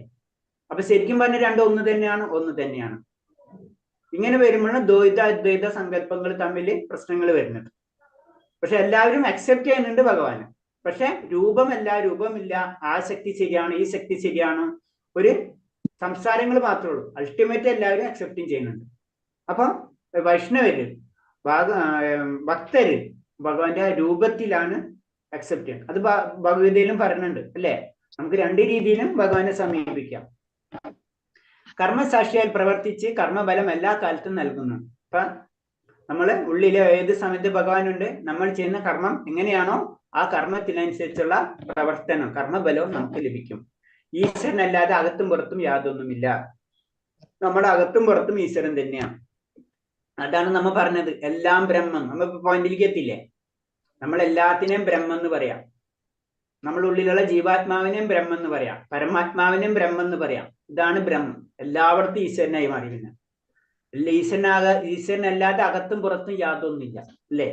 ഈ പ്രപഞ്ചം സൃഷ്ടിച്ചത് ഭഗവാന്റെ അന്തരംഗ ബഹിരംഗ ശക്തിയാണ്. അതാരാണ്? ഭഗവാനാണ് അല്ലെ? അപ്പൊ സൃഷ്ടി എന്താണ്? അതും ഭഗവാന്റെയാണ്. ഇങ്ങനെ വരുമ്പോഴാണ് എല്ലാതും ബ്രഹ്മം എന്നുള്ള അവസ്ഥയിലേക്ക് വരുന്നത്. അപ്പൊ ജനറലായിട്ട് ബ്രഹ്മം എന്ന് പറയുമ്പോൾ അങ്ങനെയും പറയും, എല്ലാതും ഉൾക്കൊള്ളുന്നത് ബ്രഹ്മം എന്ന് പറയും, ഭഗവാനെയും ബ്രഹ്മം എന്ന് പറയും, അതുപോലെ തന്നെ നമ്മളെയും ബ്രഹ്മം എന്ന് പറയും. ഇത്തരം നാനാതര ശക്തികൾ ഏകത്വം കാണാം. ഏകത്വം എന്ന് പറയുന്നത് ഇത് പലതുണ്ടെങ്കിലും അതിൽ എല്ലാം കൂടെ കണക്ട് ചെയ്യുമ്പോൾ ഒന്നിരിക്കും നമ്മൾ കാണാൻ പറ്റും. അതാണ് ഫസ്റ്റ് പൂർണ്ണമതം. ഏകാത്മത ഉണ്ടെങ്കിലും തന്റെ വിഭിന്നാംശങ്ങളായ ജീവാത്മകൾ പരിമിതമായി ആസ്വദിക്കുന്ന എല്ലാ ആനന്ദവും അവിടെ നിന്ന് തന്റെ വ്യക്തിഗത രൂപത്തിൽ അപരിമിതമായി ആസ്വദിക്കുന്നു. അപ്പൊ നമ്മൾ ജീവാത്മാക്കൾക്ക് നമുക്ക് പരിമിതമായിട്ടുള്ള സ്വാതന്ത്ര്യമുണ്ട്, പരിമിതമായിട്ടുള്ള ആസ്വാദന ശേഷിയുണ്ട്, അത് ഉപയോഗിക്കാം. പക്ഷെ അവിടെ നിന്ന് ഭഗവാൻ തന്റെ വ്യക്തിഗത രൂപത്തിൽ, ഭഗവാന്റെ വ്യക്തി രൂപത്തിൽ അപരിമിതമായി ആസ്വദിക്കുന്നു. ഭഗവാന്റെ ആസ്വാദന ശേഷി നമുക്ക് ചിന്തിക്കാൻ കഴിയില്ല. നമുക്ക് ഭഗവാനിലേക്ക് കണക്ട് ചെയ്യുമ്പോൾ ഈവൻ ഭൗതിക സുഖത്തിലാണെങ്കിലും നമുക്കൊരു സുഖം കിട്ടുന്നുണ്ട് അല്ലെ? പക്ഷെ എന്താണ് ഭഗവാന്റെ ആനന്ദം, ആ പരമമായ ആനന്ദം, അത് ചിന്തിക്കാനേ പറ്റില്ല. ഭഗവാന്റെ ആനന്ദം എന്താണ്? നമ്മളും ചെറിയ ചെറിയ ആനന്ദങ്ങൾ നമുക്ക് കിട്ടുന്നുണ്ട്. അതേപോലെ തന്നെ ഭഗവാന്റെ ആനന്ദത്തിന് ലിമിറ്റ് ഇല്ല. അതാണ് പരമ ആസ്വാദകൻ എന്ന് പറഞ്ഞു, എല്ലാതും ആസ്വദിക്കുന്നവൻ എന്ന് പറഞ്ഞു. എല്ലാതും ഭഗവാന്റെ ലീലകളാണ്. നമ്മൾ ആ ലെവലിലേക്ക് ചിന്തിച്ചു നോക്കുമ്പോ ഭഗവാന്റെ ലീലകളാണ് ഒക്കെ. നമ്മളെ വൈകുണ്ഠത്തിലെ കഥ പറഞ്ഞാലും ലീലകളാണ്. അവര് 4 പേര് വന്നിട്ട് സനാതന സനകുമാരി അവര് ശപിക്കുന്നതൊക്കെ. അപ്പൊ അവര് പറഞ്ഞപ്പോഴാണ് നമ്മളെ വൈകുണ്ഠത്തിൽ എത്തിക്കഴിഞ്ഞാൽ എന്താണ് ദുഃഖമില്ലാത്ത ലോകം. എന്നിട്ട് അവർക്ക് അവിടെ ചെന്നിട്ട് എന്തിനു ഇവരെ എടുത്ത് ദേഷ്യം വന്നത്? ആ കഥ അറിയില്ലേ? ജയന വിജയനൊക്കെ ശപിക്കുന്നത്. ഭഗവാനെ കാണാൻ പോയിട്ട് കടത്തിയിട്ടില്ല അല്ലെ? ഇവർ ഇത്ര ജ്ഞാനിയാണെങ്കിൽ പിന്നെ ഇവർക്ക് എന്തിനു ദേഷ്യം വന്നത്? നിനക്കുള്ള ക്വസ്റ്റ്യൻസ് അല്ലെ ചോദിക്കുക.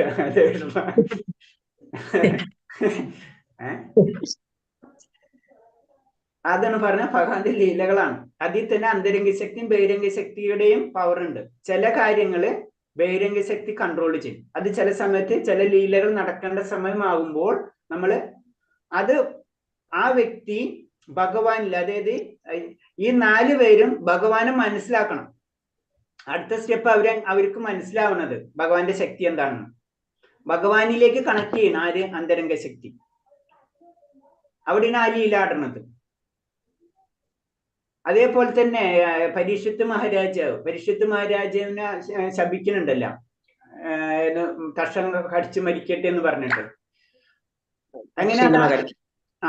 അങ്ങനെ അറിഞ്ഞു വരുമ്പോള് അന്ന് തീരുമാനിക്കുകയാണ് ആര്? പരീക്ഷത്ത് മഹാരാജ് ഇനി ഭഗവാന്റെ പാദങ്ങൾ മാത്രം ചേരണമെന്നുള്ളൂ. അപ്പൊ എന്നാൽ ഭഗവാനിലേക്ക് അടുപ്പിക്കുകയാണ്. അപ്പൊ ഭഗവാനിലേക്ക് അടുപ്പിക്കണ എന്ത് കാര്യവും അതെന്താണ്? അവിടെ അന്തരംഗ ശക്തിയും ചില കാര്യങ്ങൾ ചെയ്യും, ബഹിരംഗ ശക്തിയും ചെയ്യും. അപ്പൊ ഏത് ലോകമായിട്ട് അതിന് ബന്ധമില്ല. ഏത് ലോകത്താണെങ്കിലും ആ ചെയ്യണ കാര്യങ്ങൾ എന്തായിരിക്കും? ഭഗവാനിലേക്ക് അടുപ്പിക്കാൻ വേണ്ടിയായിരിക്കും. ഭക്തരെ ഭഗവാനിലേക്ക് അടുപ്പിക്കാൻ വേണ്ടി ഈ 2 ശക്തികൾ എപ്പോഴും പ്രയത്നിച്ചുകൊണ്ടിരിക്കും. അതായത് 4 കുമാരന്മാരും ശരിക്കും ഭക്തരല്ല, അവര് ജ്ഞാനികളാണ് അല്ലെ? പിന്നെയാണ് ഭഗവാൻ എന്താണെന്ന് മനസ്സിലാക്കുന്നതും പിന്നെ ഭഗവാനിലേക്ക് അടുക്കണം. അപ്പൊ അതിനൊരു കാരണം ഉണ്ടാവാണ് അവിടെ ചെയ്യുന്നത്. അതിന്റെ പറയിൽ വേറെ കാരണം. ഈ ജയവിജയന്മാരുണ്ടാവണം, ജയവിജയന്മാര് താഴ്ത്തിക്ക് പോരണം, അതിന്റെ വേറെ കഥകൾ. ഇതൊക്കെ ഇങ്ങനെ നോക്കുമ്പോൾ ഭഗവാന്റെ ലീലകളാണ് ഇതെല്ലാതും നമുക്ക് മനസ്സിലാക്കാൻ പറ്റും. ഹരേ കൃഷ്ണ. ഇത്തരം പറഞ്ഞതിൽ എന്തെങ്കിലും സംശയം ഉണ്ടാ? നമ്മൾ ഇന്നത്തെ അഞ്ചാമത്തെ മന്ത്രം പറഞ്ഞു വന്നത് ഭഗവാന്റെ ശക്തികളെ പറ്റിയിട്ടുള്ള മന്ത്രം തന്നെയാണ്. ഭഗവാന്റെ ശക്തി നമ്മളെ ബുദ്ധിശക്തിക്കോ നമ്മുടെ യുക്തി കൊണ്ടോ മനസ്സിലാക്കാൻ പറ്റില്ല. അതിന് ആരെങ്കിലും ഭഗവാന്റെ ശക്തി എന്ന് പറയുമ്പോ ഭഗവാൻ സർവേശ്വരൻ ചലിക്കുന്നു, ചലിക്കാതിരിക്കുകയും ചെയ്യുന്നു. പിന്നെ ദൂരസ്ഥനാണ്, സമീപസ്ഥനാണ്. ഹരേ കൃഷ്ണ പ്രഭുജി. ആ, ഇടയ്ക്കിടയ്ക്ക് നെറ്റ് പോകുന്നുണ്ട്, കേൾക്കാൻ പറ്റുന്നില്ല. ഓഹോ, രേഷ് ഒന്ന് പറയണം കേട്ടാ. നെറ്റിന്റെ എന്ത് ഇഷ്യൂ നടക്കുന്നുണ്ട് അപ്പൊ. എനിക്ക് മാത്രം ഉള്ളതാണോ അതെ എല്ലാവർക്കും ഉണ്ടോന്ന് അറിയില്ല. കേൾക്കാൻ പറ്റുന്നുണ്ട് പ്രഭുജി. കേൾക്കാൻ പറ്റുന്നില്ല. അപ്പൊ അപ്പൊ എന്റെ പ്രശ്നമായിരിക്കും. അതെ ജരേഷ് ഹരേഷ്. അപ്പൊ നമുക്ക് ഭഗവാന്റെ അകത്തും പുറത്തും, അവിടുന്ന് സകലിന്റെ അകത്തും പുറത്തും സ്ഥിതി ചെയ്യുന്നു എന്ന് ഉൾക്കൊള്ളാൻ കഴിയുന്ന വ്യക്തിക്ക് മാത്രമേ ഭഗവാന്റെ കാര്യങ്ങൾ മനസ്സിലാവുള്ളൂ. ഇതാണ് ഭഗവാൻ ഉള്ളിലുണ്ട്, പുറത്തുണ്ട്, അല്ലേ? നമുക്ക് ഭൗതികമായിട്ട് ചിന്തിക്കാനേ പറ്റാത്തൊരു കാര്യമാണ്. നമ്മൾ ഒന്നിലും പുറത്തുണ്ടാവും, അല്ലെങ്കിൽ നമ്മൾ അകത്തുണ്ടാവും, അല്ലെ? രണ്ടിലൊന്നും. അപ്പൊ ഒരു യുക്തിവാദി വന്ന് ചോദിച്ചു കഴിഞ്ഞാൽ നമുക്ക് ആൻസർ ഇല്ല, അല്ലെങ്കിൽ യുക്തിവാദിക്ക് ആൻസർ കൊടുക്കാനും പറ്റാത്ത ശക്തിയാണ് ഏത്? ഭഗവാൻ. ഇതാണ് 4-ാം മന്ത്രത്തിലും 3-ാം മന്ത്രത്തിലും നമുക്ക് പറഞ്ഞു തരുന്നത്. ചലിക്കുന്നു, ചലിക്കാതിരിക്കുന്നു, നമുക്ക് ചിന്തിക്കാൻ പറ്റും അതൊക്കെ. അതെങ്ങനെ നടക്കുക? വളരെ സിമ്പിൾ ആയിട്ടാണ്. സയൻസ് പരമായിട്ട് ഒരിക്കലും പ്രൂവ് ചെയ്യാൻ പറ്റില്ല അത്.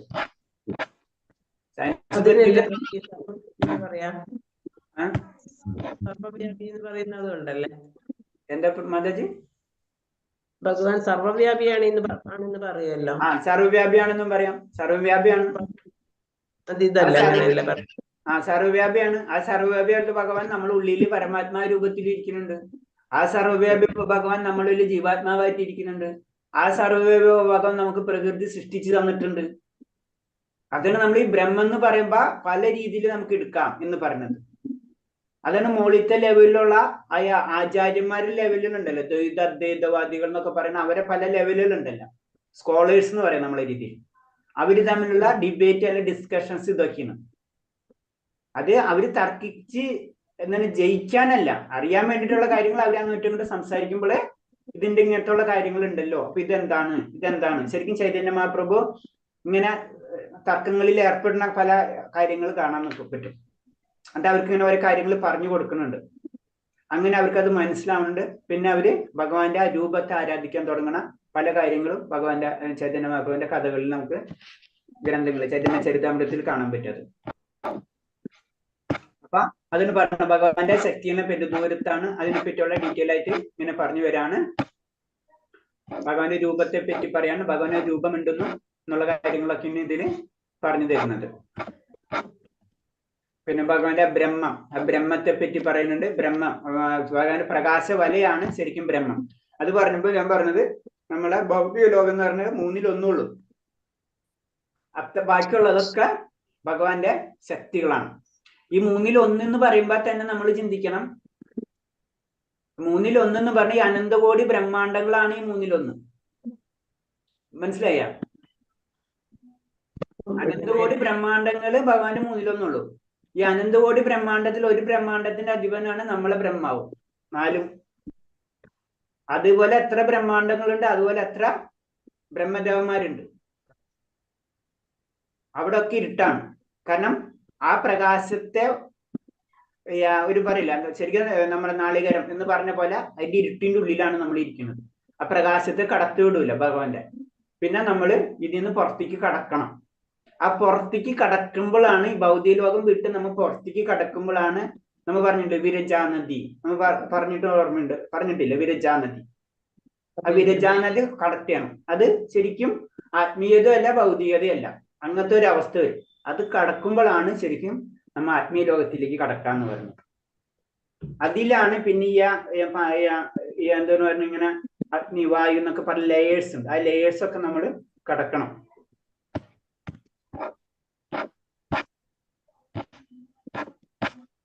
ഓക്കെ, ഹരേ കൃഷ്ണ.